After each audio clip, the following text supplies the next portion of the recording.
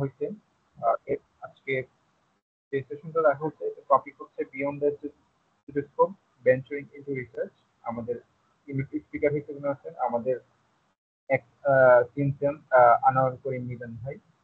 উনি হচ্ছে আমাদের মেডিকেল থেকেই এমবিবিএস কমপ্লিট করছেন, এরপরে হচ্ছে ইউনিভার্সিটি অফ হংকং থেকে পিএইচডি করছেন জেনেটিক্স এর উপরে, এবং এখন হচ্ছেন পোস্ট ডক্টরাল অ্যাসোসিয়েট হিসেবে আছেন department of neurology বেলোর college of medicine.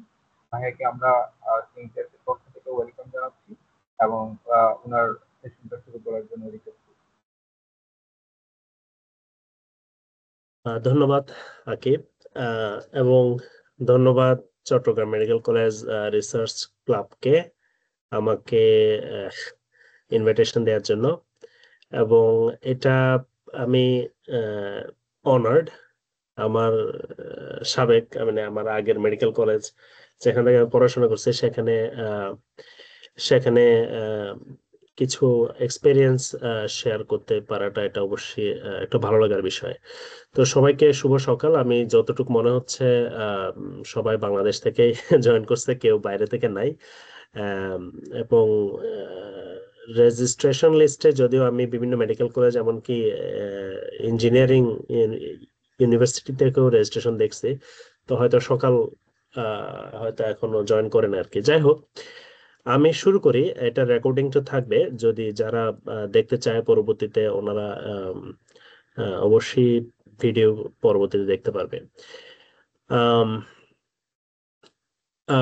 আমার আমার ডাকনাম অনেকে মিজান বলে, আর অফিসিয়াল নেম হচ্ছে এমডি আনোয়ারুল করিম। আম, আমি এখন আছি হচ্ছে বেলোর কলেজ অফ মেডিসিনে পোস্ট ডক্টরাল অ্যাসোসিয়েট হিসেবে। আম, আজকে আমি আমার জার্নিটা একটু শেয়ার করব। আম, আমার টপিকের আজকের এই সেমিনারের নাম দিলাম হচ্ছে beyond the stethoscope venturing into research. তো আমি যেগুলো নিয়ে আলোচনা করব আজকে, মেইনলি আহ, আহ, তিনটা তিনটা টপিকের মধ্যে আলোচনাটা হবে। একটা হচ্ছে এই যে চট্টগ্রাম মেডিকেল থেকে এমবিবিএস, তারপরে পিএইচডি, এরপরে হচ্ছে পোস্ট ডক এখন যেটা করতেছি, তো এই জার্নিটা শেয়ার করা। এটার মাধ্যমে আহ এটা এটা অনেকটা নিজের ঢোল পেটানোর মতোই, কিন্তু এটার মূল জিনিস যেটা সেটা হচ্ছে আমি শেয়ার করব আমি কি ধরনের রিসার্চ করতেছি এবং পিএইচডি তে কি ধরনের রিসার্চ করছিলাম, কিভাবে আমার এই জার্নিটা এতটুকু পর্যন্ত আসা, সেগুলো একটু শেয়ার করব।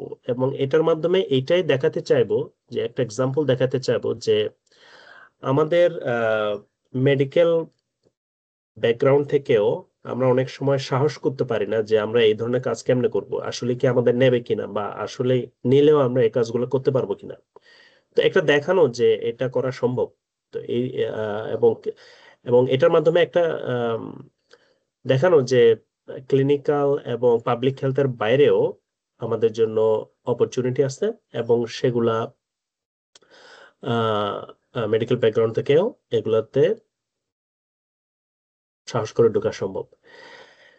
তো ওইটা ওই ওই জার্নির মধ্যে আম, আহ, ওইটা শেষে আমরা একটা কিউএনএ সেশন রাখতে পারি, যদি ওই রিসার্চ গুলা থেকে যদি কারো কোনো প্রশ্ন থাকে সেগুলা আহ, নিয়ে ডিসকাশনের জন্য।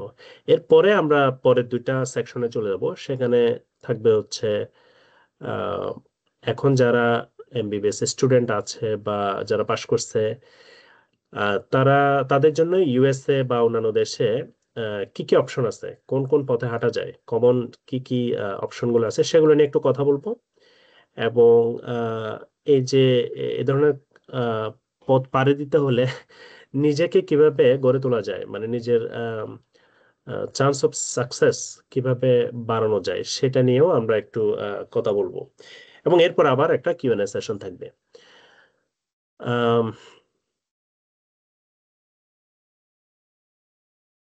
আমাদের পার্টিসিপেন্ট মনে হয় এখন আরো আরো জয়েন করতেছে।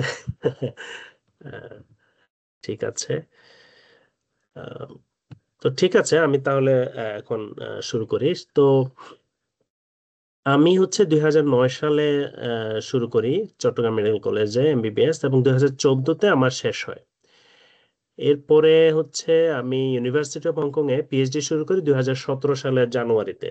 তো 17 থেকে 2020 এই পুরা 4 বছর আমার পিএইচডি পেছনে গেছে, কাজ শেষ করছি। তারপর হচ্ছে 2021 সালে গিয়ে এই যে ডিফেন্স দিতে হয় পিএইচডির, এবং হচ্ছে থিসিস যেগুলা রিভিশন করতে হয়, তো ওইটা ওই সময় হয়, এবং হচ্ছে তখন আমি গ্রাজুয়েটেড হই আর কি পিএইচডি থেকে।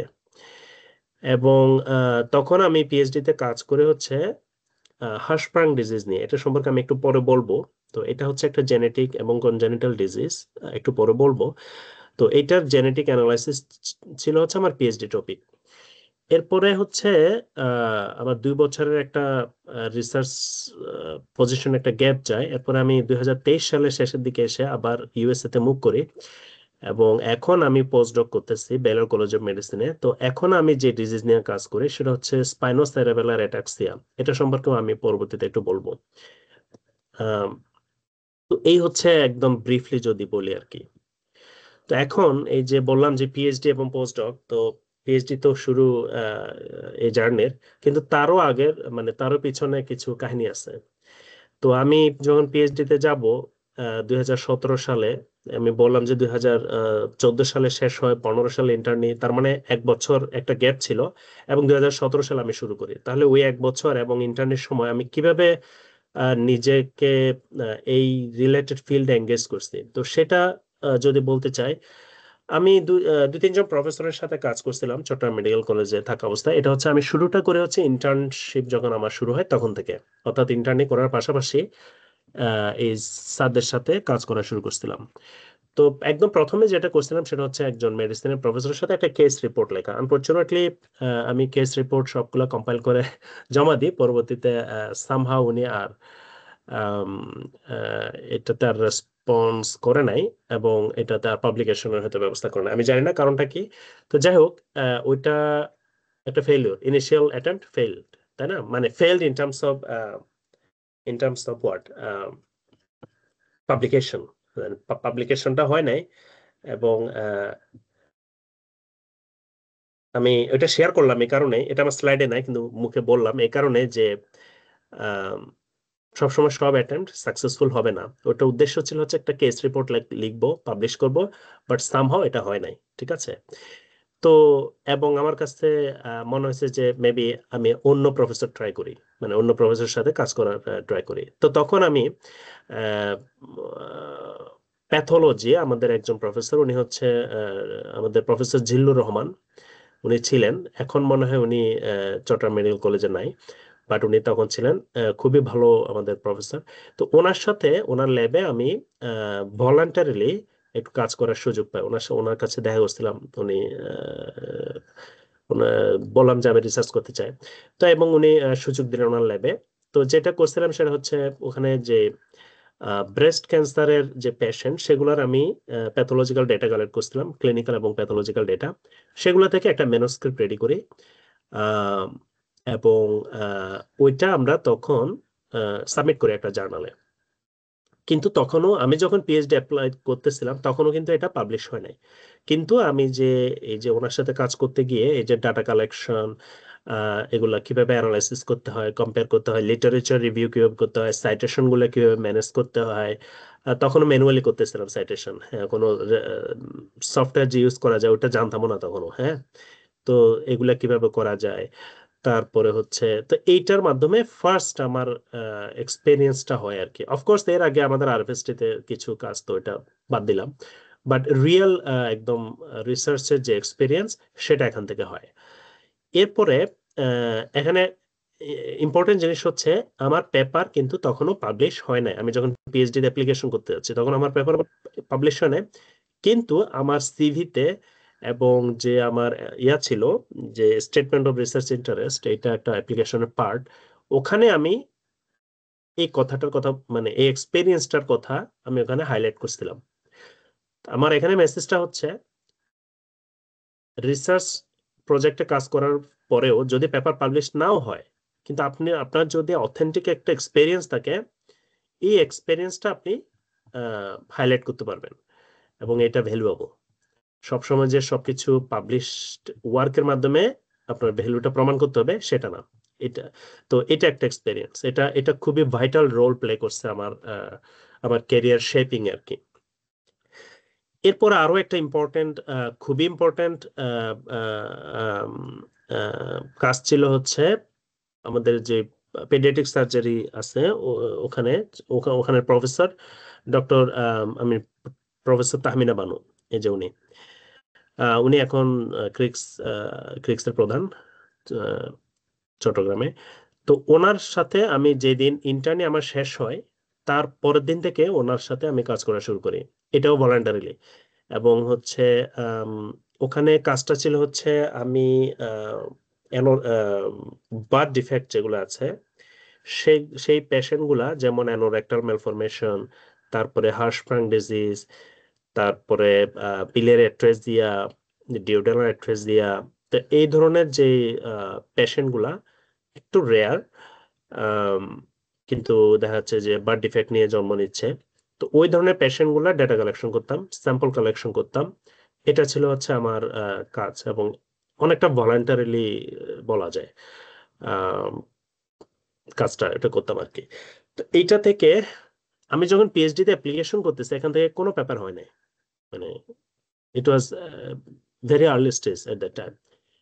কিন্তু এগেইন এখানে যে এক্সপিরিয়েন্সটা সেটা আমি সিভিতে হাইলাইট করছি, এবং মজার ব্যাপার হচ্ছে এখানে আমি যে ডাটাগুলো কালেক্ট করতেছিলাম এবং যে প্রজেক্টে কাজ করতেছিলাম সে প্রজেক্টটা হচ্ছে ইউনিভার্সিটি অফ হংকং এর কোলাবোরেশন ছিল চট্টগ্রাম মেডিকেল কলেজের সাথে এবং পরবর্তীতে ক্রিক্সের সাথে। তো ওই উনি হচ্ছে আমার মানে ইউনিভার্সিটি অফ হংকং থেকে আসছিলেন, উনি একজন প্রফেসর। উনি এসে তখন এই যে অনেকটা একটা সেশনের মতো নিচ্ছে, ক্লাস নিচ্ছে। আম, আমরা ছিলাম, আমি আমাদের ফেস একটু হাইড করে রাখছি কারণ এটা পারমিশন নিয়ে তো আর ইয়া করি নাই। তো এই যে আমি, এটা হচ্ছে 2016 সালের কথা। তো তখন আহ, এই ওনার সাথে আমার পরিচয় হয়, প্রফেসরের সাথে, ওনার সাথে কাজ করতে ওখানে চট্টগ্রামে। ওনারা 2 দিন ছিলেন, খুবই এঙ্গেজড ছিলাম, এবং প্রজেক্টটা সম্পর্কে আরো ওনারা জানলো। একটা memorandum of understanding MOU sign হলো।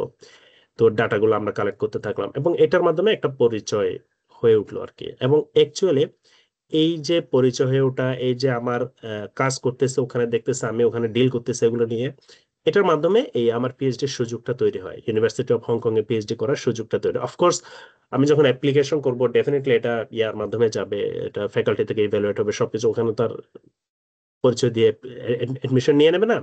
কিন্তু এই যে একটা একটা একটা একটা আমি যে অলরেডি কাজ করতেছি, আমি যে একটা অথেন্টিক এক্সপিরিয়েন্স নিচ্ছি, এই জিনিসটা হেল্প করে আপনার কথা বলার সময়, অ্যাপ্লিকেশন করার সময় এটা হেল্প করে। তো এইটার মাধ্যমে আমার হচ্ছে পিএইচডি এর সুযোগটা তৈরি হয়। তো ওখানের একটা ডিজিজ নিয়ে আমি, আমার পিএইচডি টপিকটা ছিল মেইনলি, সেটা হচ্ছে হার্শপ্রাং ডিজিজ নিয়ে।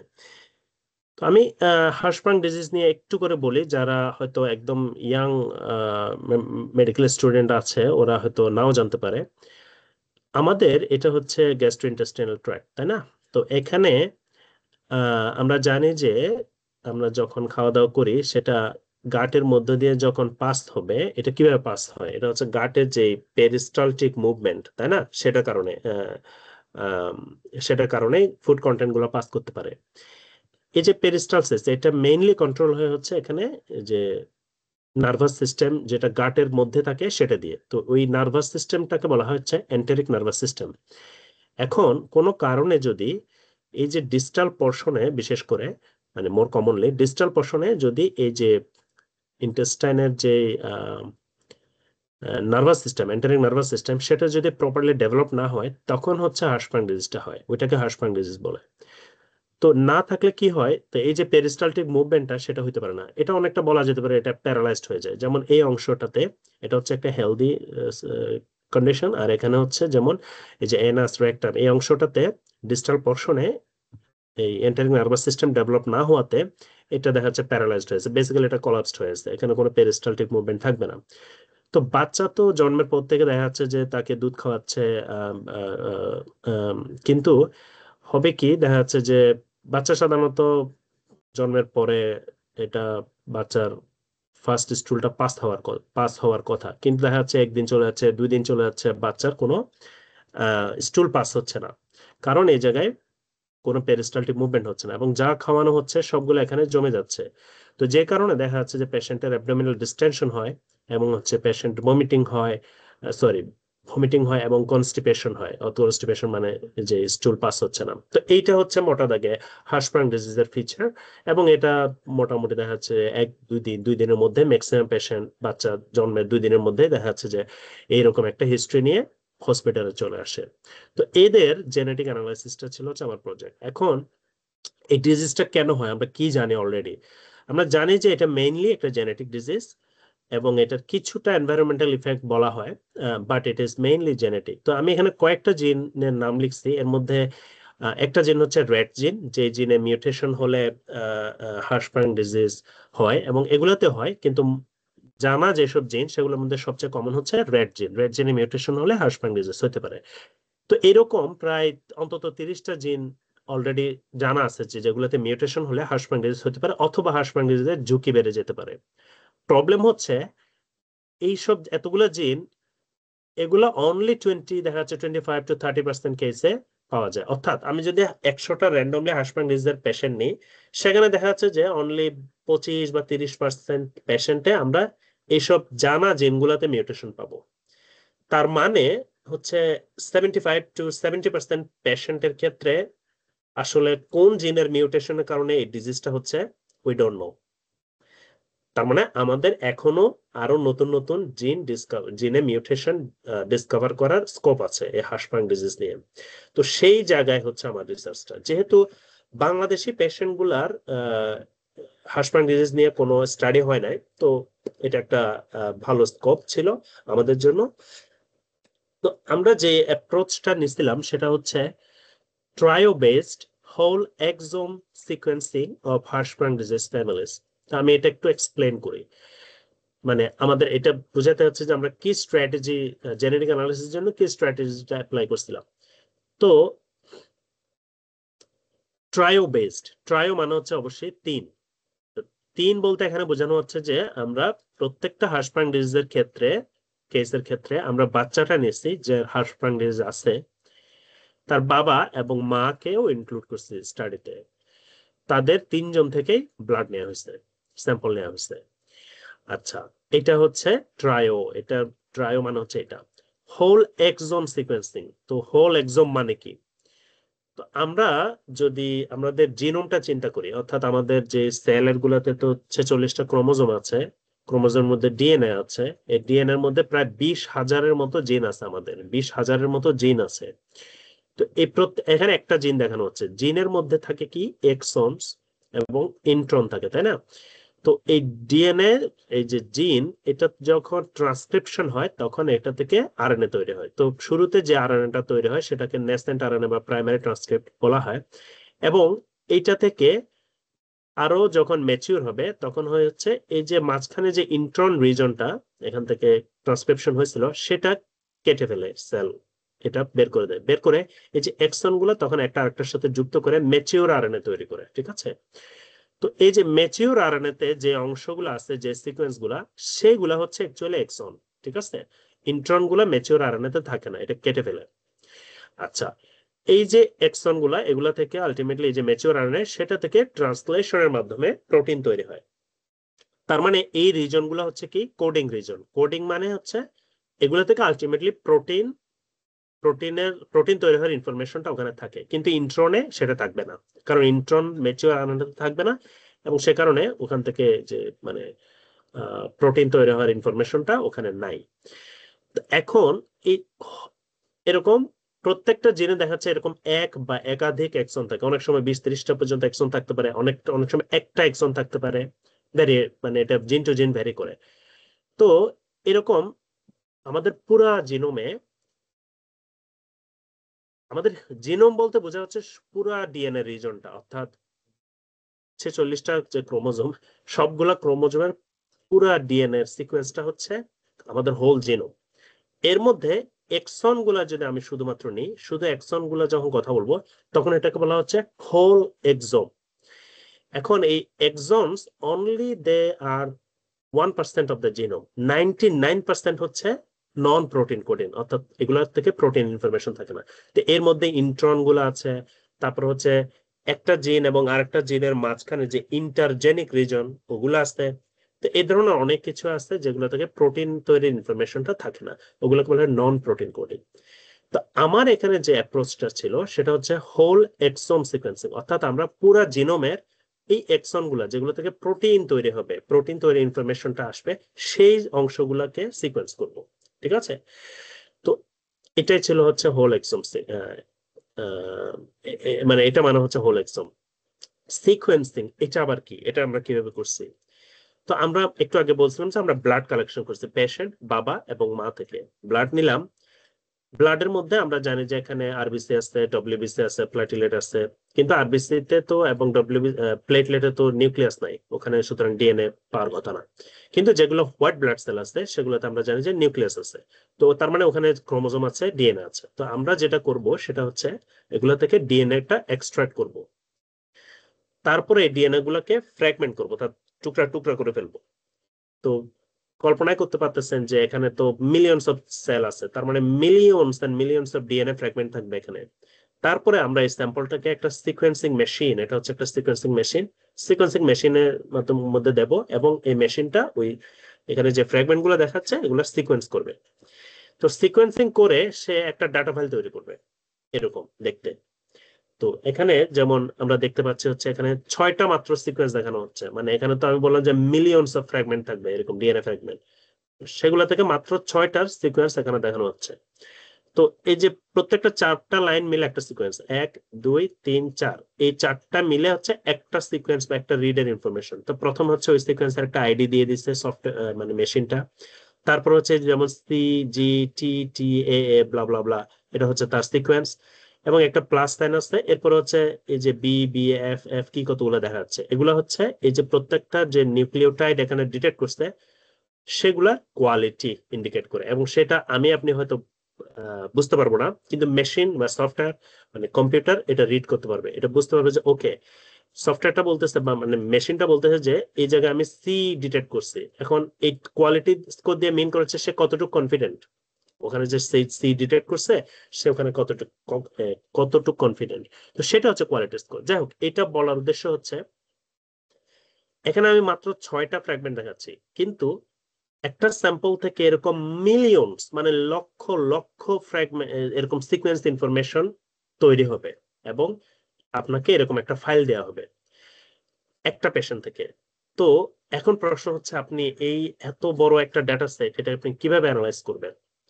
এই ডাটা অ্যানালাইসিস করে আপনি মিউটেশন কিভাবে আইডেন্টিফাই করবেন? তারপরে না হয় আপনি একটা পেশেন্টের মিউটেশন ডিটেক্ট করলেন, তো এই আপনি কেমনে বুঝবেন যে এই মিউটেশনটা কি বাচ্চার ক্ষেত্রে নতুন করে হয়েছে, নাকি বাবা থেকে আসছে, নাকি মায়ের থেকে আসছে, নাকি একটা মিউটেশন বাবা থেকে আসছে একটা মিউটেশন মা থেকে আসছে? তার মানে প্রত্যেকটা পেশেন্টের এবং প্রত্যেকটা তার বাবা মা প্রত্যেকের আপনার মিউটেশন গুলো ডিটেক্ট করতে হবে। ডিটেক্ট করে আপনার এটাও ডিটেক্ট করতে হবে যে এটা কি বাবা থেকে আসছে নাকি মা থেকে আসছে, নাকি বাচ্চার ক্ষেত্রে নতুন করে হয়েছে। এবং হচ্ছে মিউটেশন এরকম অনেক ডিটেক্ট করতে পারবেন। তারপরে ডিটেক্ট করতে হবে, আপনাকে চিন্তা করতে হবে যে এটা কি হার্শফ্রান্ডিজের জানা একটা জিন নাকি নতুন জিন, মানে নতুন মিউটেশন মনে হচ্ছে, এবং নতুন যদি একটা মিউটেশন হয় সেটা কি কোনো বিনাইন মিউটেশন মনে হচ্ছে, নাকি আসলে এটা হার্শফ্রান্ডিজ তৈরি করতে পারে। এরকম অনেক কিছু চিন্তা ভাবনা করার বিষয় আছে, অনেক কিছু অ্যানালাইসিস করার বিষয় আছে। তো সেগুলো কিভাবে করবেন সেটা বলার স্কোপ আজকে নাই, আমি এটা আজকের স্কোপের বাইরে। তারপর আমি এই একটা জাস্ট একটা ইন্ট্রোডাক্টরি কনসেপ্টের জন্য যে কেউ যদি ইন্টারেস্টেড হন তাহলে এই লিংকে যেতে পারেন, অথবা এই কিউআর কোডটা স্ক্যান করতে পারেন। এখন করতে না চাইলেও পরবর্তীতে যখন রেকর্ডেড এটা রিলিজ করা হবে তখনও আপনারা এই জায়গা থেকে ইয়া করতে পারেন, স্ক্যান করে ভিডিওটা দেখতে পারেন। এটা একটা কোম্পানি থেকে ভিডিওটা বানানো, এখানে গিয়ে আপনি কিছু প্রিলিমিনারি আইডিয়া পেতে পারেন আর কি। তো যাই হোক, সেটা প্রসেস সম্পর্কে আমি আর না যাই। তো ধরে নেন যে আমি প্রসেসগুলো শিখছি এবং করছি, করার পরে হচ্ছে নতুন কিছু জিন ওখানে ডিটেক্ট করা হয়েছে, এবং এর মধ্যে একটা জিন আমি এখানে হাইলাইট করি, সেটা হচ্ছে DYN C1H1, এটা হচ্ছে একটা ডাইনিন জিন।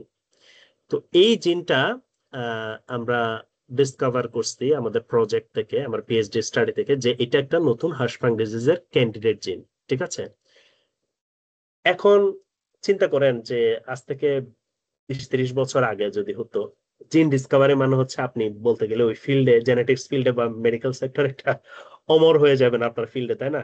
বিশাল একজন, বিশাল বড় একজন সায়েন্টিস্ট, হ্যাঁ, ওরে বাবা জিন ডিসকভার করছে, আপনার নামের সাথে এটা হয়ে গেল। তো এখন দেখেন বর্তমান যুগে এটা কতই যে আমার মতো যদু মধু ওরা এখন জিন ডিসকভার করে বসতেছে।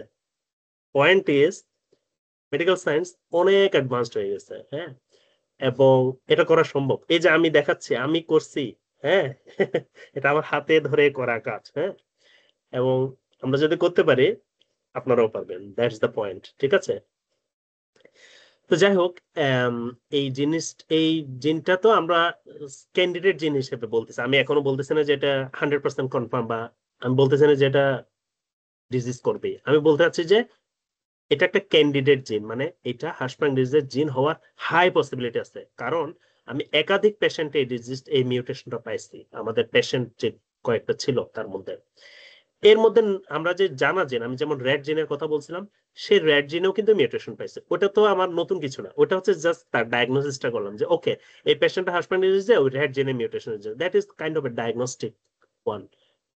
কিন্তু নতুন উদ্দেশ্য ছিল হচ্ছে নতুন জিন ডিসকভারি। তো এটা একটা নতুন জিন আরো আছে, আমি মেইন একটা জিনিস হাইলাইট করছি আর কি। কেউ যদি আমার থিসিসটা পড়তে চান, এখানে আমার পেপারটা এখনো পাবলিশ হয় নাই, এখনো, কারণ এখনো কাজ চলতেছে। কেউ যদি এই পেপারটা, থিসিসটা পড়তে চান, তাহলে এই লিঙ্কে যেতে পারেন, গিয়ে ডাউনলোড করে পড়তে পারেন, যদি কেউ ইন্টারেস্টেড হন। আচ্ছা, এখন আমি যে বললাম যে এটা তো একটা ক্যান্ডিডেট জিন মনে হচ্ছে আমার কাছে, হ্যাঁ, আমি কিভাবে এক্সট্রা ডেটা, মানে হচ্ছে আরো কিভাবে আমি ডাটা কালেক্ট করতে পারি, এক্সপেরিমেন্টালি প্রুভ করতে পারি যে এটা না, এটা হাঁসফাংদের একটা ডিজিজ, নতুন জিন আবিষ্কার করলাম। তো সেটার জন্য যেটা আমরা করছি, আমরা একটা অ্যানিমাল মডেল ইউজ করছি, সেটা হচ্ছে জেব্রাফিশ। আমি জানি না আপনারা নাম শুনছেন কিনা। তো আমি দেখাচ্ছি এই যে ল্যাবরেটরিতে ট্যাঙ্কের মধ্যে জেব্রাফিশ, এগুলো অনেকটা পুঁটি মাছের সাইজের মতো আর কি, এগুলোকে বলা হয় জেব্রাফিশ। এখানে মেল ফিমেল আছে, আপনি যখন এদেরকে একসাথে করবেন ওরা ব্রিডিং করবে, এবং হচ্ছে আপনি ফার্টিলাইজড এগ কালেকশন করবেন। কালেকশন করে এই যে এখানে এগ দেখা যাচ্ছে, ঠিক আছে, করার পরে দেখেন এই যে একটা ইনজেকশন দিচ্ছে, আমি জানি না আপনারা দেখতে পাচ্ছেন কিনা, এটা একটা fertilised egg, one cell stage, just one cell stage fertilisation হচ্ছে, স্পার্ম এবং ওভাম মিলে এই সেলটা তৈরি হচ্ছে, এবং হচ্ছে এখানে একটা ইনজেকশন দিচ্ছে। যেমন এই যে একটা নিডল, এই যে ইনজেকশন দিল। আচ্ছা, এটাকে বলা হয় মাইক্রো ইনজেকশন টেকনিক। এটা আমার ভিডিও না, কিন্তু আমি এই কাজগুলো করছি আর কি। আমি তো আর ভিডিও করি নাই, কিন্তু পরে ইউটিউব থেকে এটা আমি কালেক্ট করছি। এই ইনজেকশনটাতে আমি কি দিছি, দিছি হচ্ছে কিছু রিয়েজেন্ট, কিছু ম্যাটেরিয়ালস, কিছু এনজাইম, কিছু আরএনএ ওখানে প্রিপেয়ার করে ওখানে দিছি। আহ, উদ্দেশ্য হচ্ছে আমার যে ডাইনিন জিনের কথা বলছি, DYNC1 H1, ওই জিনে গিয়ে যেন একটা মিউটেশন হয়। ঠিক আছে, আমি চাই যে ওখানে ওই জিনে, জেব্রাফিশের ওই জিনে একটা মিউটেশন হোক। ওই জিনে আমি ওই জায়গায় ওই ডিএনএর ওই জিনের ওই অংশে গিয়ে ব্রেক হোক, হয়ে ওই জায়গায় একটা মিউটেশন ইন্ট্রোডিউস হোক, এবং ওই জিনটা নন ফাংশনাল হয়ে যাক, ওই জিন থেকে কোনো কিছু যেন আর প্রোটিন বা এরকম আরএনএ বা প্রোটিন এরকম যেন তৈরি না হয়। এটাকে বলা হয় নকআউট এক্সপেরিমেন্ট। তো এই টেকনোলজিটা হচ্ছে, আমি যেটা বললাম সেটা হচ্ছে CRISPR-Cas9 টেকনোলজি। এটা হচ্ছে একটা জিন এডিটিং টেকনোলজি। চিন্তা করেন আপনি, আমি কথা বলতেছি কিন্তু জিন এডিটিং নিয়ে। এগেইন, আজ থেকে 20 বছর আগে চিন্তা করলো ওরে বাবা জিন এডিটিং করবে, এটা কিভাবে সম্ভব, হ্যাঁ। কিন্তু এখন টেকনোলজি এত অ্যাডভান্সড হয়েছে, এটা মাত্র 2011-12 সালের দিকে মনে হয় পেপারটা পাবলিশ হয়েছে, CRISPR-Cas9 টেকনোলজির এত র্যাপিডলি অ্যাডভান্সড হয়েছে। এবং খুব অল্প কয়েক বছরের মধ্যে ওনারা নোবেল পুরস্কার পেয়ে গেছে। এবং এটা ক্লিনিক্যাল ট্রায়ালও এখন অ্যাপ্লাই হচ্ছে, অর্থাৎ পেশেন্টের মধ্যে জিন এডিটিং করে ট্রিটমেন্ট করা, জেনেটিক ডিজিজ কারেকশনের চেষ্টা করা হচ্ছে। তো এটা হচ্ছে CRISPR-Cas9 টেকনোলজি। চিন্তা করেন এটা আমরা করছি, হ্যাঁ, মানে আমি পিএইচডি প্রজেক্টে এটা করছি। এগেইন, এটা মনে হইতে পারে যে বিশাল বড় রকেট সায়েন্স, কত কিছু করে ফেলতেছে, but point is you can do it. If I can do it, you can do it. আচ্ছা, তো করে আমরা কি পাইলাম? তো এই যে বললাম যে এরকম ক্রিসপার Cas9 এর জন্য বিভিন্ন রিয়েজেন্ট ইনজেকশন দিলাম ইয়ার ভিতরে, কিসের ভিতরে, এই যে ফার্টিলাইজড এগের ভিতরে। তারপরে আমি ওই এমব্রায়োগুলোকে 5 দিন পর্যন্ত গ্রো করছি। তো 5 দিন পরে ওদেরকে এরকম দেখা যায় আর কি। হ্যাঁ, তো আমরা যে মডেলটা ইউজ করছি, যে জেব্রাফিশের জেব্রাফিশটা ইউজ করছি, ওদেরকে জেনেটিক্যালি মডিফাই করা হয়েছে এমন ভাবে যে ওদের যে ইন্টেস্টাইনে যে নিউরন গুলো আছে সেগুলা থেকে থেকে সেগুলোকে যদি একটা স্পেসিফিক আলোর নিচে ওয়েবলেন্থের নিচে রাখা হয় তাহলে ওটা জ্বলে উঠবে। এটাকে বলা হয় ফ্লোরেসেন্স প্রোটিন। তো এটা হচ্ছে যেমন একটা এরকম ওই ফ্লোরেসেন্স প্রোটিনটা, মানে ফ্লোরেসেন্স টা আমরা দেখতে পাচ্ছি আর কি। এটা হচ্ছে জেব্রাফিশ, এটা হচ্ছে হেড রিজন, এই যে হেড রিজনের মতো, এটা হচ্ছে এদিকে হচ্ছে টেল রিজন, এবং এই জায়গায় হচ্ছে ইন্টেস্টাইন তার। তো ইন্টেস্টাইনের মধ্যে এখানে যে গ্রিন ডট গুলো দেখা যাচ্ছে এগুলো হচ্ছে নিউরন। ঠিক আছে, এগুলো হচ্ছে নিউরন। তো এটা হচ্ছে একটা নর্মাল এমব্রায়ো, নর্মাল এমব্রায়োর গাট। তো দেখা যাচ্ছে যে এখানে এই যে এখানে ডটেড লাইন দিয়ে আমি যেটা দেখাচ্ছে সেটা হচ্ছে তার ইন্টেস্টাইন, এবং ইন্টেস্টাইনে দেখেন এখানে প্রচুর নিউরন আছে। ঠিক আছে, এবং অ্যাকচুয়ালি আমি মাইক্রোস্কোপের নিচে দেখছি যে ওটা সুন্দর করে পেরিস্টালসিস হয়। তো যাই হোক, এখন আমি যদি রেড জিন নকআউট করি, রেড জিন আমি আগেও বলছি এটা একটা জানা হার্শপ্রাং ডিজিজ জিন, এটা যদি আমি নকআউট করি মানে এখানে যদি আমি মিউটেশন করাই, তখন দেখা যাচ্ছে যে এখানে কোনো জিন, কোনো এই যে নিউরন গুলো আর নাই। তাই না? তার মানে আমরা বলতে পারি যে এই মডেলটা একটা হার্শপ্রাং ডিজিজের মডেল হিসেবে ইউজ করা যেতে পারে এরকম জিন টেস্টিং এর জন্য। এখন আসা যাক, আমি যে নতুন জিনের কথা বলতেছি সেটা যদি মিউটেশন করে তাহলে কি হয়। সেটা তো দেখেন অলমোস্ট গন। এখানে একটা দুইটা তিনটা চারটা পাঁচটা ছয়টা হয়তো নিউরন দেখা যাচ্ছে, যেখানে অনেকগুলো নিউরন থাকার কথা। ঠিক আছে, এটা হয়তো রেটের মতো এত সিভিয়ার না, but still you can imagine, you can see that, মানে হচ্ছে এটা এটা ড্রামাটিক্যালি নিউরন নাম্বার কমাই দিচ্ছে। তার মানে এটা একটা এক্সট্রা আরেকটা আমি পেশেন্টের বাইরে গিয়েও একটা একটা প্রমাণ দিলাম যে দেখো, হার্শপ্রাং ডিজিজের মতো ডিজিজ তৈরি হয় জেব্রাফিশে যদি আমি তার এই ডাইনিন জিনটা মিউটেশন করে দিই। Making sense? তো এটা হচ্ছে আমার আরেকটা এক্সট্রা লেয়ার অফ ইনফরমেশন। তো যাই হোক, এতটুকু করে আমার পিএইচডিটা ওখানে শেষ হয়েছে। Everyone is happy. এখন হয়েছে কি, আমার প্রফেসর এক্সাইটেড, এটা নিয়ে আবার নতুন ফান্ডিং এর জন্য অ্যাপ্লাই করছে। হ্যাঁ, এর নতুন ফান্ড পেয়ে গেছে, এবং এটা নিয়ে এখনো রিসার্চ চলতেছে। এইটা এবং আরো কয়েকটা জিন নিয়ে এখনো রিসার্চ চলতেছে, সেল লাইনে করতেছে, স্টেম সেলে করতেছে, মেকানিজম বের করার চেষ্টা করতেছে কিভাবে ডাইনিন বা অন্যান্য আরো কয়েকটা জিন, আমি এখানে নাম বলতেছি না, এগুলো মিউটেশন হলে হার্শপ্রাং ডিজিজ হবে, কেন তার গার্ড ডেভেলপ করবে না। ঠিক আছে, তো এগুলো নিয়ে এখনো কাজ চলতেছে। দেখেন 2017 সালে আমি পিএইচডি শুরু করছি এই কাজগুলা, এখন 2025 চলতেছে, এখনো চলতেছে। ইনফ্যাক্ট আরো 2016 সালের আগে আগে 17 আগে তৈরি, কারণ আমি বললাম যে এগুলো বাংলাদেশি পেশেন্টের উপর গবেষণাটা করা, বাংলাদেশে থাকা অবস্থায় আমি এটা করতেছিলাম। তার মানে বলতে গেলে এটা 2015-16 দিকে শুরু হয়েছে, এখন 10 বছর ধরে এই কাজ চলতেছে। হয়তো এটার পিছনে সবাই লেগে নাই, আমি একা করছিলাম তখন, আমি যখন পিএইচডি করতেছি, আমি আসার পরে এখন মনে হয় একজন পোস্ট ডক বা কেউ একজন করতেছে। Point is it takes a long long time to to refine your discovery এবং টু মেক ইউর কেস। তো যাই হোক, হোপফুলি এটা একটা ভালো পাবলিকেশন হবে ইন ফিউচারে। দেখা যাক এটা কখন হয় আমি জানি না, এখনো নাকি কাজ চলতেছে। আচ্ছা, তো এই যে এখন CRISPR-Cas9 জিনোম এডিটিং এর কথা বললাম, এইটার মেকানিজম এক্সপ্লেন করার হয়তো আজকে সুযোগ নাই।